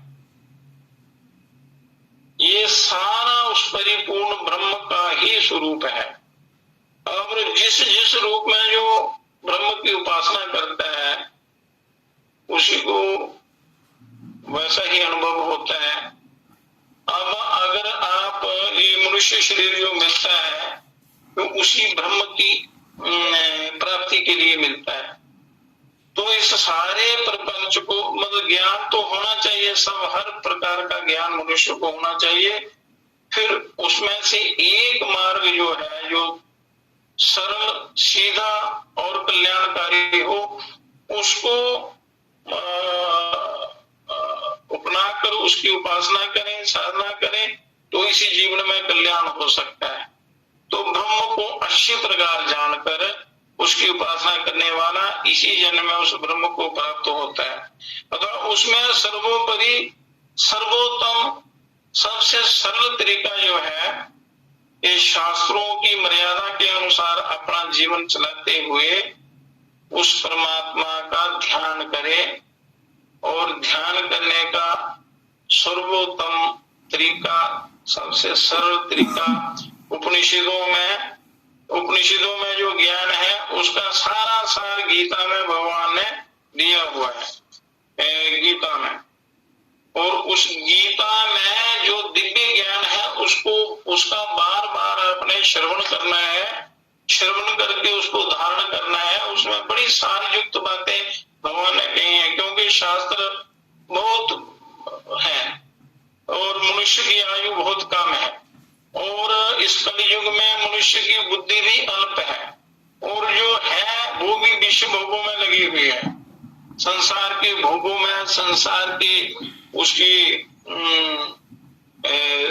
विश्व भोगों के सुख में सारा जो ताकत, जो समर्थ, जो बुद्धि परमात्मा ने दी है, वो सारी हम विश्व भोगों में लगा देते हैं। इसलिए वो शास्त्र पढ़ने का तो समय नहीं मिलता, ना सुनने का, ना वो साधना करने का समय मनुष्य के पास होता है। सारा समय कमाने, खाने और विश्व भोगों के भोगने में व्यतीत हो जाता है। तो गीता एक ऐसा ग्रंथ है जिसमें बड़ा सारे शास्त्रों का सार, सरल सार और सरल युक्तियां बताई हुई हैं आत्मोद्धार की, आत्म कल्याण की। अब भगवान कहते हैं कि हे अर्जुन, गत संग से युग मुक्त से ज्ञान अवस्थित चेतसा यज्ञाचरता कर्म समग्रम प्रविलीयते।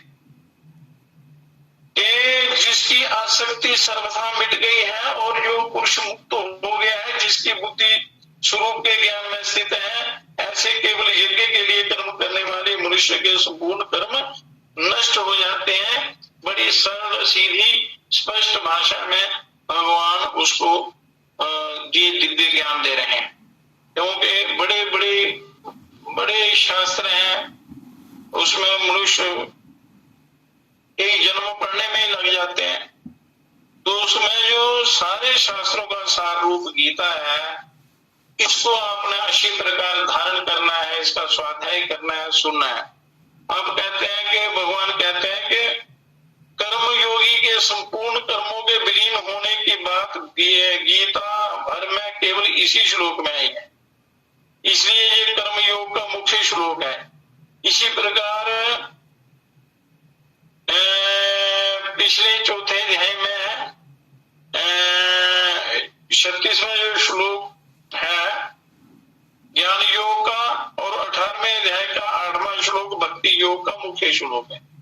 अब यहाँ इस श्लोक की व्याख्या करते हैं। यो बोला है, गत संगस्य, क्रियाओं का, पदार्थों का, घटनाओं का, परिस्थितियों का, व्यक्तियों का जो संग है, इनके साथ जो हृदय से लगाव है, संग का मतलब हृदय से जो लगाव है, वही वास्तव में बांधने वाला, जन्म मरण देने वाला है। यो संग है, जितनी भी ये विद्याओं का यहाँ वर्णन किया है, जब तक आपका इस संसार के भोगों से संग रहता है, संसार की घटनाओं से, पदार्थों से, व्यक्तियों से, परिस्थितियों से जो आपका संपर्क रहता है, उसके कारण ये ज्ञान नहीं हो पाता। यही जन्म मरण देने वाला होता है। ये संग जो है, संसार का संग, स्वार्थ भाव को छोड़कर केवल लोगों के भले के लिए कर्म करते रहने से, कर्मयोगी क्रियाओं से और कर्मों से असंग हो जाता है। उसकी आसक्ति सर्वथा मिट जाती है और आसक्ति ही बांधने वाली होती है। तो वास्तव में मनुष्य स्वरूप से असंग है। वास्तव में मनुष्य जो है, जो इसका स्वरूप है, स्वरूप से तो वो इन चीजों से असंग है। असंगो हयम पुरुषः, किंतु असंग होते हुए भी आत्मा का स्वभाव सदा असंग रहना ही है। पर असंग होते हुए भी ये शरीर, इंद्रियां, मन, बुद्धि, पदार्थ, परिस्थिति, व्यक्ति आदि से संबंध मानकर सुख की इच्छा से उनमें आबद्ध हो जाता है, सुख की लालसा से फंस जाता है। और मेरी मन चाहिए हो, जो मैं चाहता हूं वही हो, जो मैं नहीं चाहता हूं वह नहीं हो, ऐसा भाव जब तक रहता है तब तक संग बढ़ता ही रहता है। वास्तव में होता वही है जो होने वाला है। जो होने वाला है उसे चाहे चाहे या ना चाहे वह होगा ही, और जो नहीं होने वाला है उसे चाहे या ना चाहे वह नहीं होगा। अतः अपनी मन चाहिए करके मनुष्य बिना कारण फंसता है और दुख पाता है।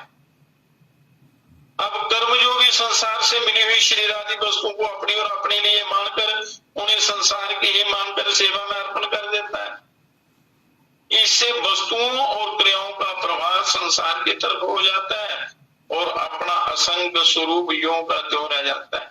जो अपना स्वरूप है वो बिल्कुल स्पष्ट हो जाता है, वो जैसा है वैसा ही रहता है। कर्मयोगी का अहम भी सेवा में लग जाता है। जो कर्मयोगी होता है उसका अहंकार भी इस सेवा में लग जाता है। तो गृहस्थी लोग कर्मयोग का बड़ा अच्छी प्रकार अनुष्ठान कर सकते हैं। तात्पर्य यह है कि उसके भीतर में सेवक हूं ये भाव नहीं रहता, कर्मयोगी यो होता है। और ये भाव तो मनुष्य को सेवक पने के अभिमान से बांध देता है। सेवक पने का अभिमान तभी होता है जब सेवा सामग्री के साथ अपनापन होता है।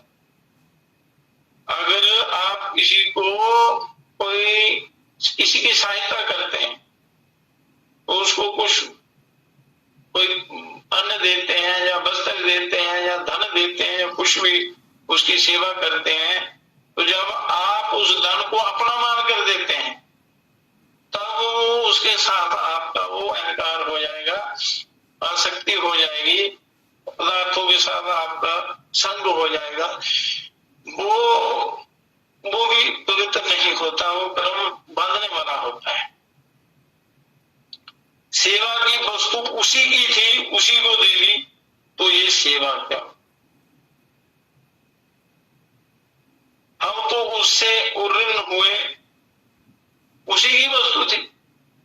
मतलब जिसको आप देते हैं, कुछ भी देते हैं तो उसी का समझ कर देना चाहिए, अपना समझ कर नहीं। अपना समझेंगे तो फंस जाएंगे। ये समझना कि हमने इसका कर्जा चुकाया है। जो भी आप किसी को पानी का गिलास पिलाते हैं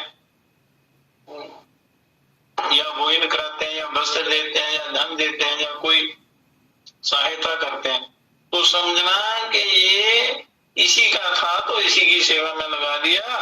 तो मैंने पता नहीं किसी जन्म का इसका लिया था तो वो चुकाया है, तो इससे आपका उसके साथ संग नहीं रहेगा, उन वस्तुओं के साथ आसक्ति नहीं रहेगी। आसक्ति नहीं रहेगी तो वो आपका दान परम पवित्र, शुद्ध और कल्याण करने वाला हो जाएगा कर्म। इसलिए सेवक ना रहे, केवल सेवा रह जाए, केवल सेवा, सेवा भाव।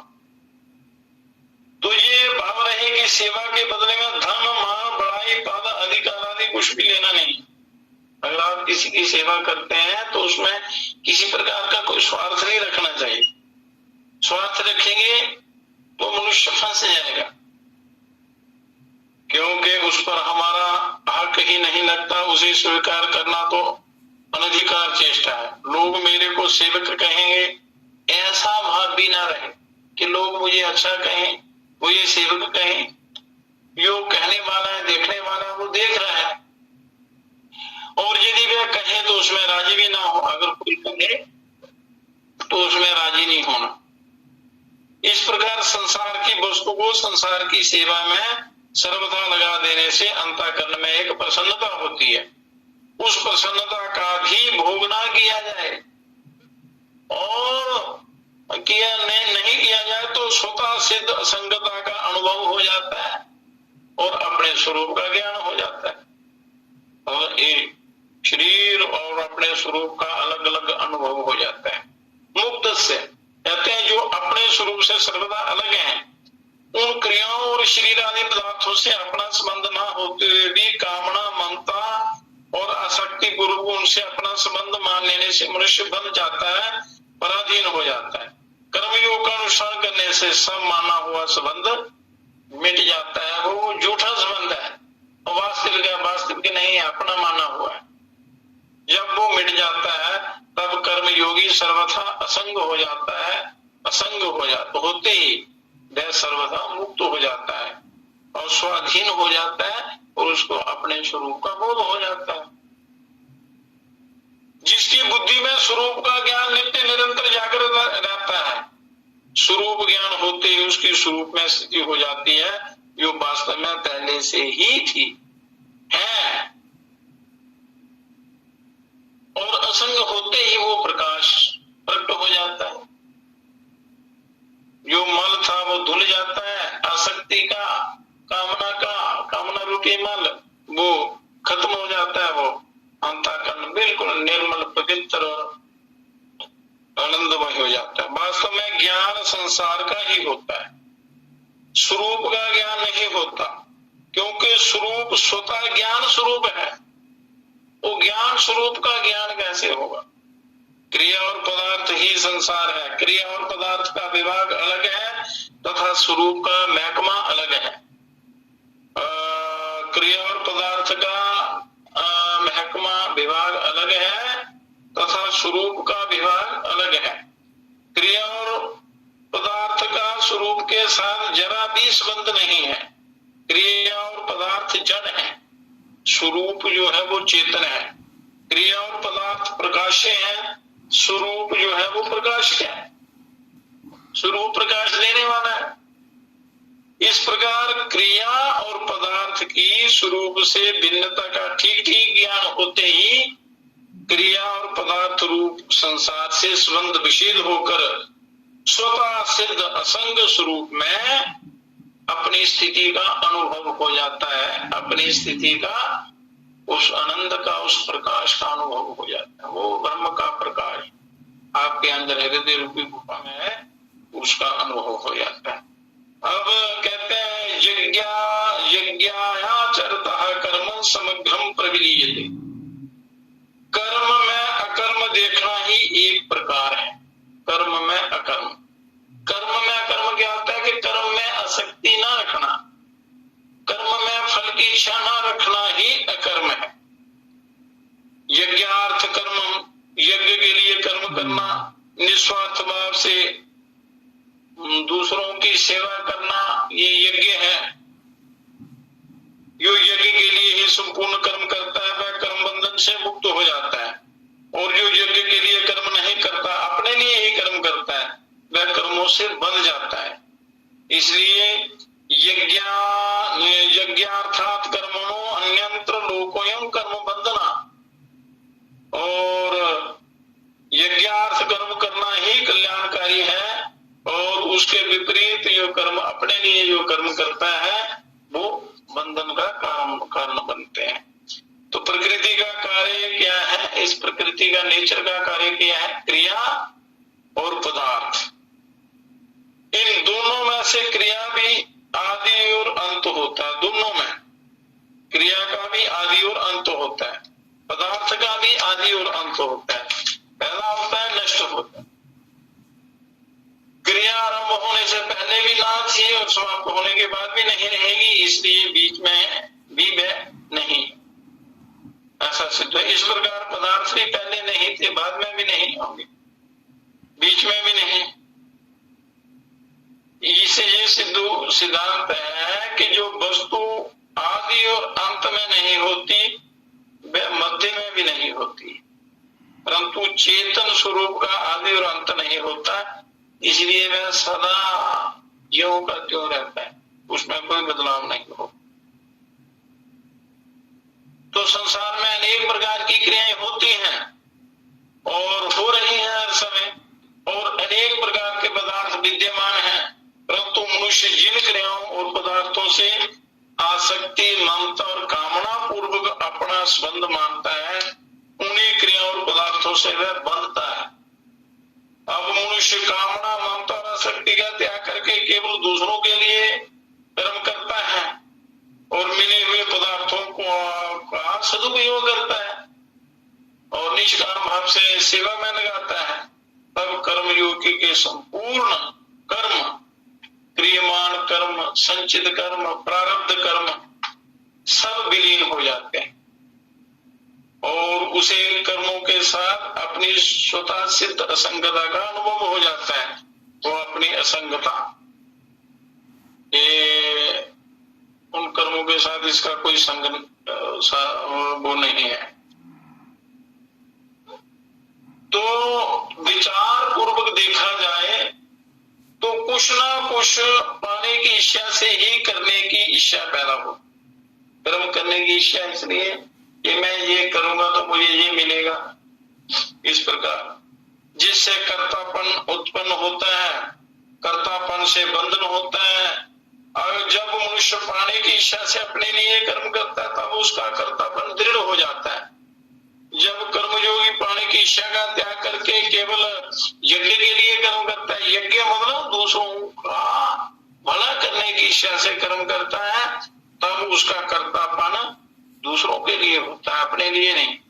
इससे उसे अपनी असंगता का अनुभव हो जाता है कि मेरा इन पदार्थों के साथ कोई संबंध नहीं है और उसे अपने स्वरूप का बोध हो जाता है। स्वरूप का बोध होने पर परमानंद की अनुभूति होती और इसलिए ये शरीर मिला है। एक क्रिया होती है, एक कर्म होता है और एक कर्म योग होता है। एक क्रिया होती है, कर्म होता है, कर्म योग होता है। शरीर बालक से जवान तथा जवान से बूढ़ा होता है, ये क्रिया है। मतलब बालक से जवान, जवान से बूढ़ा, ये एक क्रिया चलती है निरंतर।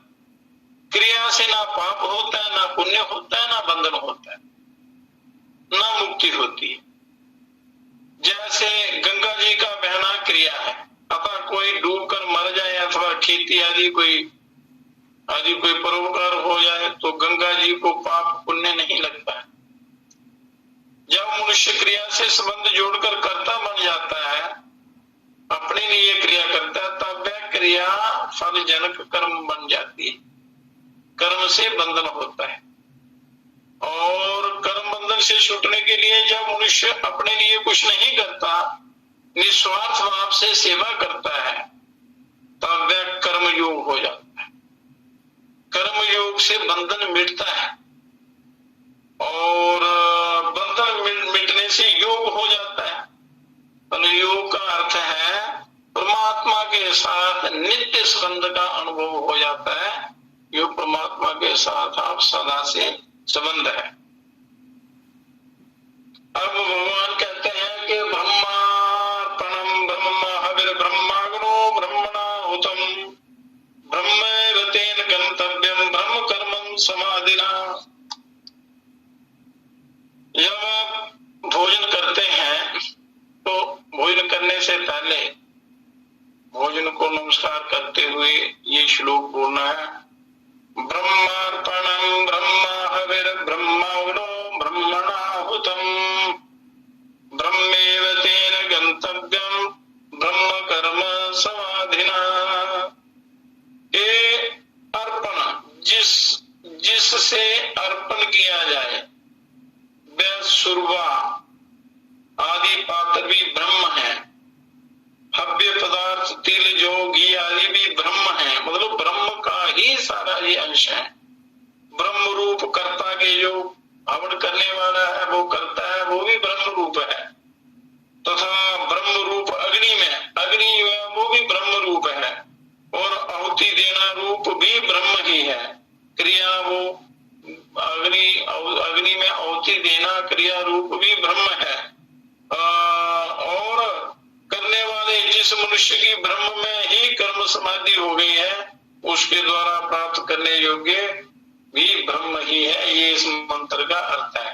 ब्रह्मार्पणम ब्रह्मम ब्रह्म हविर ब्रह्माग्नो ब्रह्मणाहुतम ब्रह्मेव तेन गंतव्यम ब्रह्म ब्रह्म कर्मं समाधिना। ये इसका अर्थ है। और जब भोजन करते हैं तो उस समय ये मंत्र बोलना चाहिए। अब कहते हैं कि यज्ञ में आहुति मुख्य होती है, शरीर को जो भोजन देते हैं तो ये भी एक हवन ही कर रहे होते हैं। कहते हैं कि यज्ञ में आहुति मुख्य होती है और वह आहुति तब पूर्ण होती है जब वह अग्नि रूप हो जाए, हव्य पदार्थ की अग्नि से अलग सत्ता ना रहे, अग्नि में वो बिल्कुल एक हो जाए। इसी प्रकार जितने भी साधन हैं सब साध्य रूप हो जाए तभी वह यज्ञ होते हैं। और जितने भी यज्ञ हैं उनमें परमात्म तत्व का अनुभव करना भावना नहीं है, वास्तविकता है। भावना तो पदार्थों की होती है। इस प्रकार जिन यज्ञों का यहाँ वर्णन किया गया है वह सब कर्मयोग के अंतर्गत आते हैं। कारण यह है कि भगवान ने इस प्रकरण के उपक्रम में भी तते कर्म प्रवक्ष्यामि यज्ञात्मा मोक्ष से शुभात् ऐसा कहा है, और उपसंहार में कर्म जान विद्धि तान सर्वान एवं ज्ञात्वा विमोक्ष से ऐसा कहा है। तथा बीच में क्या कहा है, यज्ञाचरता कर्म समग्रम प्रविलीयते। अब मुख्य बात यह है कि यज्ञ कर्ता के सभी कर्म अकर्म हो जाएं, मतलब अकर्म हो जाएं और उन कर्मों से कोई वो फल की इच्छा ना हो। जो कर्म करते हैं, जो यज्ञ करते हैं, यज्ञ केवल यज्ञ परंपरा की रक्षा के लिए किए जाए तो सबके सब कर्म अकर्म हो जाते हैं।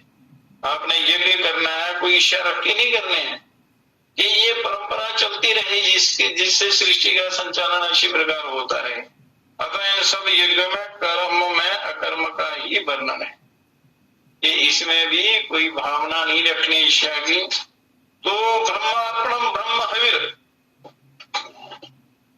ब्रह्मार्पणम ब्रह्म हविर के जिस पात्र से अग्नि में आहुति दी जाती है उस शोभा आदि को यहाँ अर्पणम पद से कहा गया है। अर्पते अनेन इति अर्पणम, उस अर्पण को ब्रह्म ही माने।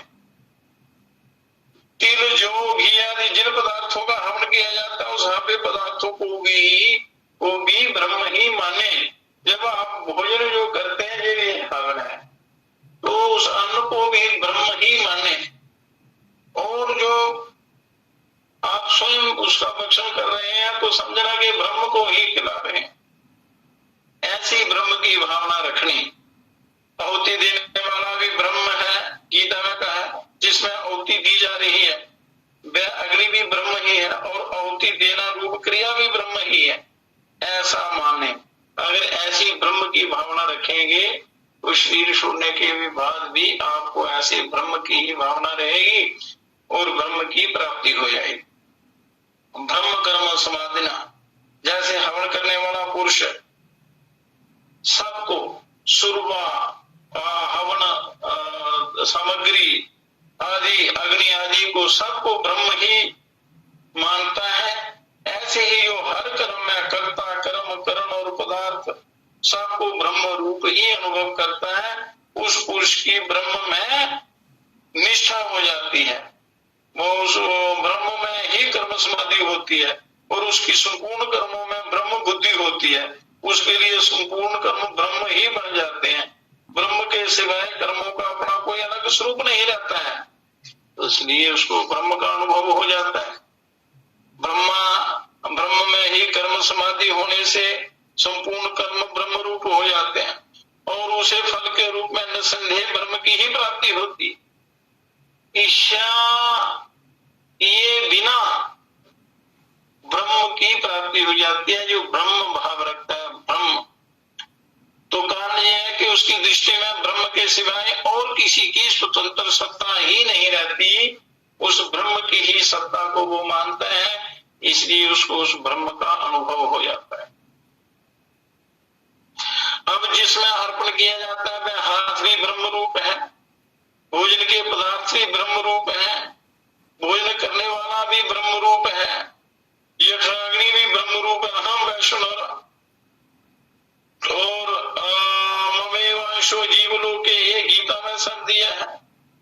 भोजन करना रूप क्रिया, जठराग्नि में अन्न की आहुति देना रूप क्रिया भी ब्रह्म है, अहम हुतुम। इस प्रकार भोजन करने वाले मनुष्य के द्वारा प्राप्त करने योग्य फल भी ब्रह्म है। जो इस शरीर भोजन के अन्न के द्वारा शरीर जो पुष्ट होता है और शरीर के द्वारा जो प्रातव्य जो वस्तु है, जो लक्ष्य है, वो ब्रह्म है, वो ब्रह्म ही हो जाता है, ब्रह्म को प्राप्त हो जाता है। तो अब प्रकृति के कार्य संसार का स्वरूप है क्रिया और पदार्थ, और वास्तविक दृष्टि से देखा जाए तो प्रकृति या संसार क्रिया रूप ही है। कारण यह है कि एक क्षण भी स्थिर नहीं रहता, कोई भी पदार्थ, उसमें निरंतर परिवर्तन होता रहता है। अतः वास्तव में पदार्थ परिवर्तन रूप क्रिया पुंज ही है, पदार्थ परिवर्तन रूप क्रिया ही है, अपने आप जो होने वाली है।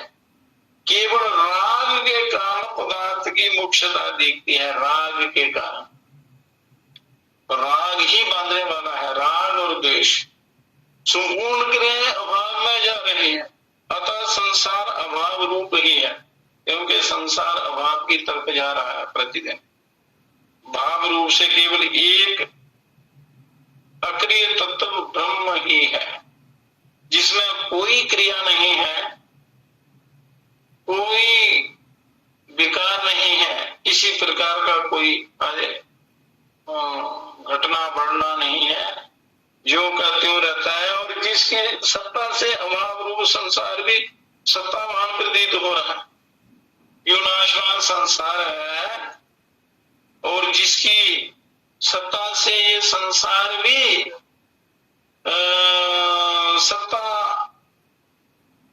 संसार भी प्रकाशित हो रहा है। जो अभाव रूप संसार है वो भी सत्तावान प्रतीत हो रहा है, प्रतीत हो रहा है नहीं, परंतु प्रतीत हो रहा है।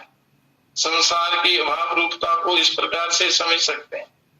संसार की तीन अवस्थाएं देखते हैं, उत्पत्ति, स्थिति और प्रलय। जैसे वस्तु उत्पन्न होती है, फिर रहती है और फिर अंत में नष्ट हो जाती है।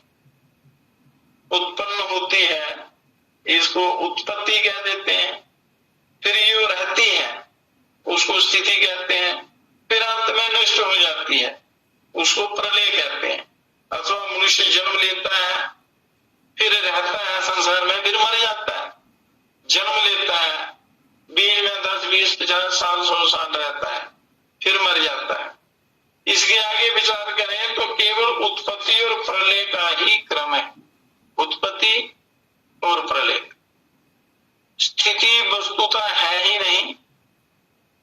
यदि मनुष्य की पूरी आयु 50 वर्ष की है तो 20 वर्ष बीते पर उसकी आयु 30 वर्ष रह जाती है। इससे आगे विचार करें तो केवल प्रलय ही प्रलय, नाश ही नाश है, तो उत्पत्ति है ही नहीं। जैसे आयु के जितने वर्ष बीत गए उतने वर्ष मनुष्य मर ही गया, ये समझो।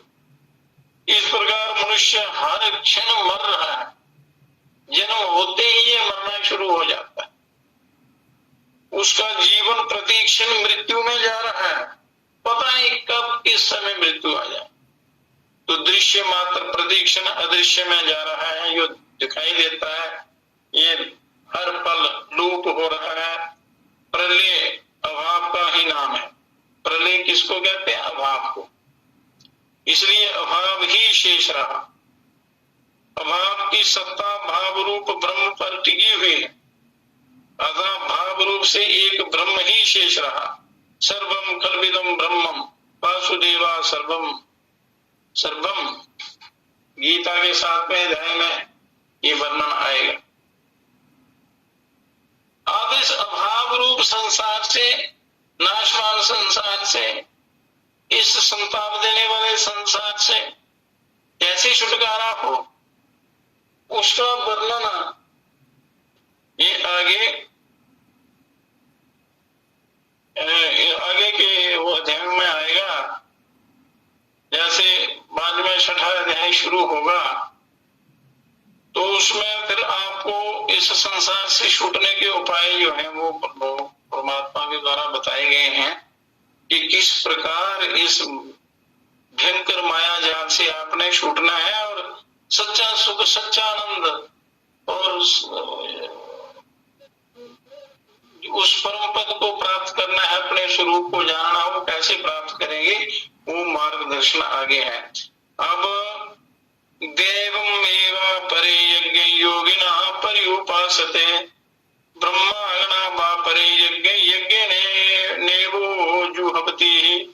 अन्य योगी लोग दैव यज्ञ का ही अनुष्ठान करते हैं और दूसरे योगी लोग ब्रह्म रूप अग्नि में विचार रूप यज्ञ के द्वारा ही जीवात्मा रूप यज्ञ का हवन करते हैं।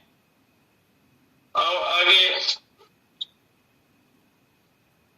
कहते हैं कि भगवान ने सर्वत्र ब्रह्म दर्शन रूप यज्ञ करने वाले साधक का वर्णन किया है पीछे।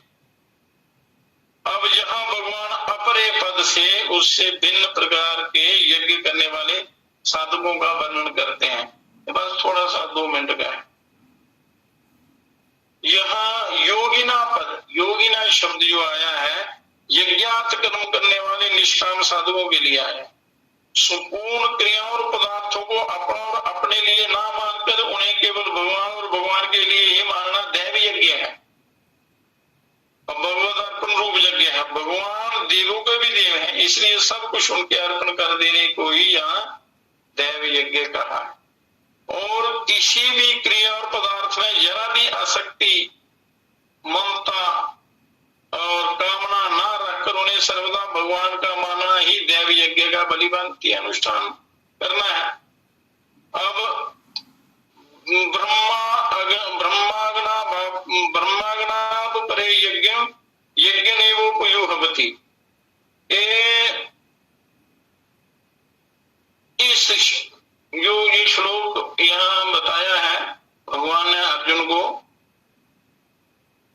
इसमें बताया कि दैव यज्ञ से भिन्न दूसरे यज्ञ का वर्णन करने के लिए यहाँ अमरे पद, अमरे शब्द आया है। चेतन का जड़ से तदात्म्य होने के कारण ही उसे जीवात्मा कहते हैं। चेतन का अपने स्वरूप का जब जड़ के साथ संबंध होता है, जैसे जड़ के शरीर के साथ संबंध हो जाता है, तो वो चेतन स्वरूप जो है वो जीवात्मा कहलाता है। विवेक विचार पूर्वक जड़ से सर्वथा विमुख होकर परमात्मा में लीन हो जाना, वो यहाँ यज्ञ कहा गया। यहाँ जो यज्ञ कहा गया है कि कई जगह हवन करने को यज्ञ कहा है, सेवा को यज्ञ कहा है, दान को यज्ञ कहा है, तो ये यज्ञ रूपी है सारा। अब यहाँ विचार पूर्वक जड़ से सर्वथा विमुख होकर, इन जड़ पदार्थों से विमुख होके केवल परमात्मा में लीन हो जाना, इसको यज्ञ कहा गया है। और लीन होने का तात्पर्य है परमात्म तत्व से भिन्न अपनी स्वतंत्र सत्ता जरा भी ना रखना, एक ही एक भाव रखना परमात्मा के साथ। वो योग ध्यान के द्वारा उस स्थिति को आप प्राप्त कर सकते हैं। तो अब ब्रह्मागणापापरे यज्ञम यज्ञ नेवोपजुहवति, इसका अर्थ ये भी ले सकते हैं कि दूसरे योगी लोग संसार रूप ब्रह्म की सेवा के लिए केवल लोग संग्रह के रूप यज्ञ के लिए कर्तव्य कर्म रूप यज्ञ करते हैं, यज्ञार्थ कर्म करते हैं, लोगों के भले के लिए कर्म करते हैं। और जड़ पदार्थों से संबंध विच्छेद करके अपने स्वरूप को अलग कर देना, अपने स्वरूप का अनुभव करना, ये ज्ञान यज्ञ हुआ। ज्ञान यज्ञ के द्वारा अपने स्वरूप को प्राप्त कर लेना। अब श्रोत्रादीनेन्द्रियान्य संयमाग्निषु जुहवति शब्दादीनेन विषयान्य इंद्रियाग्निषु जुहवति। ये योगी लोग श्रोत्रादि समस्त इंद्रियों का संयम रूप अग्नियों में हवन किया करते हैं, और दूसरे लोग शब्द आदि विषयों का इंद्रिय रूप अग्नियों में हवन किया करते हैं। इस प्रकार अन्य योगी लोग संपूर्ण इंद्रियों की क्रियाओं को और प्राणों की क्रियाओं को ज्ञान से प्रकाशित आत्म संयम योग समाधि योग रूप अग्नि में हवन किया करते हैं। अब समाधि रूप क्रिया योग रूप क्या है, इसका वर्णन कल करेंगे। कि किस प्रकार मनुष्य अपने उस अध्यात्म को प्राप्त कर सकता है। ये सारा सुनने के बाद आपको सार रूप में जो यहाँ से मिलेगा 2-4 चीजें, उनमें एक का असली प्रकार अनुष्ठान करने से इस जीव का उद्धार हो सकता है। तो हम ज्यादा समय विषय भोगों में लगा देते हैं। पहले तो हमारा इन प्राणियों का, मनुष्यों का उठना बैठना, चलना फिरना, सोना जागना, खाना पीना, ये बिल्कुल मर्यादा के विपरीत है, शास्त्रों के विरुद्ध है। तो ब्रह्म का ज्ञान कैसे प्राप्त होगा? पहली सीढ़ी ही गड़बड़ है, तो ऊपर कैसे चढ़ेंगे? तो मूल जो है, जो प्लंथ जो है, जो नींव है, वो अगर पक्की होगी तो फिर आप वो सही होगी। सही नियमों का यदि आप पालन करेंगे तो आगे तब जाकर आप उस आत्मज्ञान को प्राप्त कर सकते हैं, अपने स्वरूप को जान सकते हैं। तो उसमें आपका नित्य नैमित्तिक जो कर्म है, दिनचर्या जो है, दिनचर्या है, ऋतुचर्या है, जीवनचर्या जो है, ये बिल्कुल पवित्र शास्त्रानुसार होगी, तभी आप उस ब्रह्म ज्ञान की प्राप्ति, अपने स्वरूप को, उस ब्रह्म के प्रकाश को आप प्राप्त कर सकते हैं। जैसे कल परसों वे बता रहे थे कि एक अतुल जी भी बड़ा कई बार वर्णन करते हैं कि वो ब्रह्म का प्रकाश, ध्यान वगैरह इस पर ज्यादा जोर देते हैं। तो वो असली सही बात करते हैं, जिन्होंने अनुभव किया है तो वो सही अनुभव है। और एक वो पुलिस के वो भी बता रहे थे कि वो ऐसा प्रकाश है कि उसका वो कोई आदि अंत नहीं है। तो वो आप तभी प्राप्त कर सकते हैं जब आपका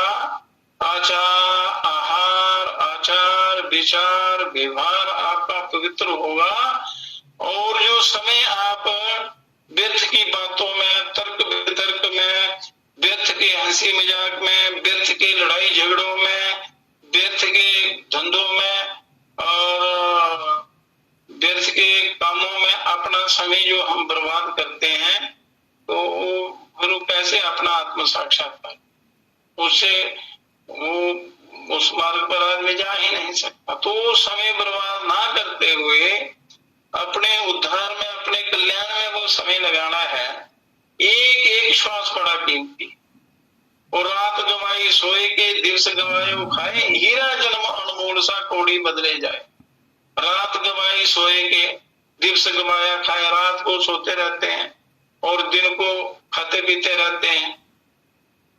हीरा जन्म अनमोल सा कौड़ी बदले, इतना पवित्र और इतना अमूल्य जन्म आपको मिला है, तो वो ऐसे ही हम उसको रोल देते हैं।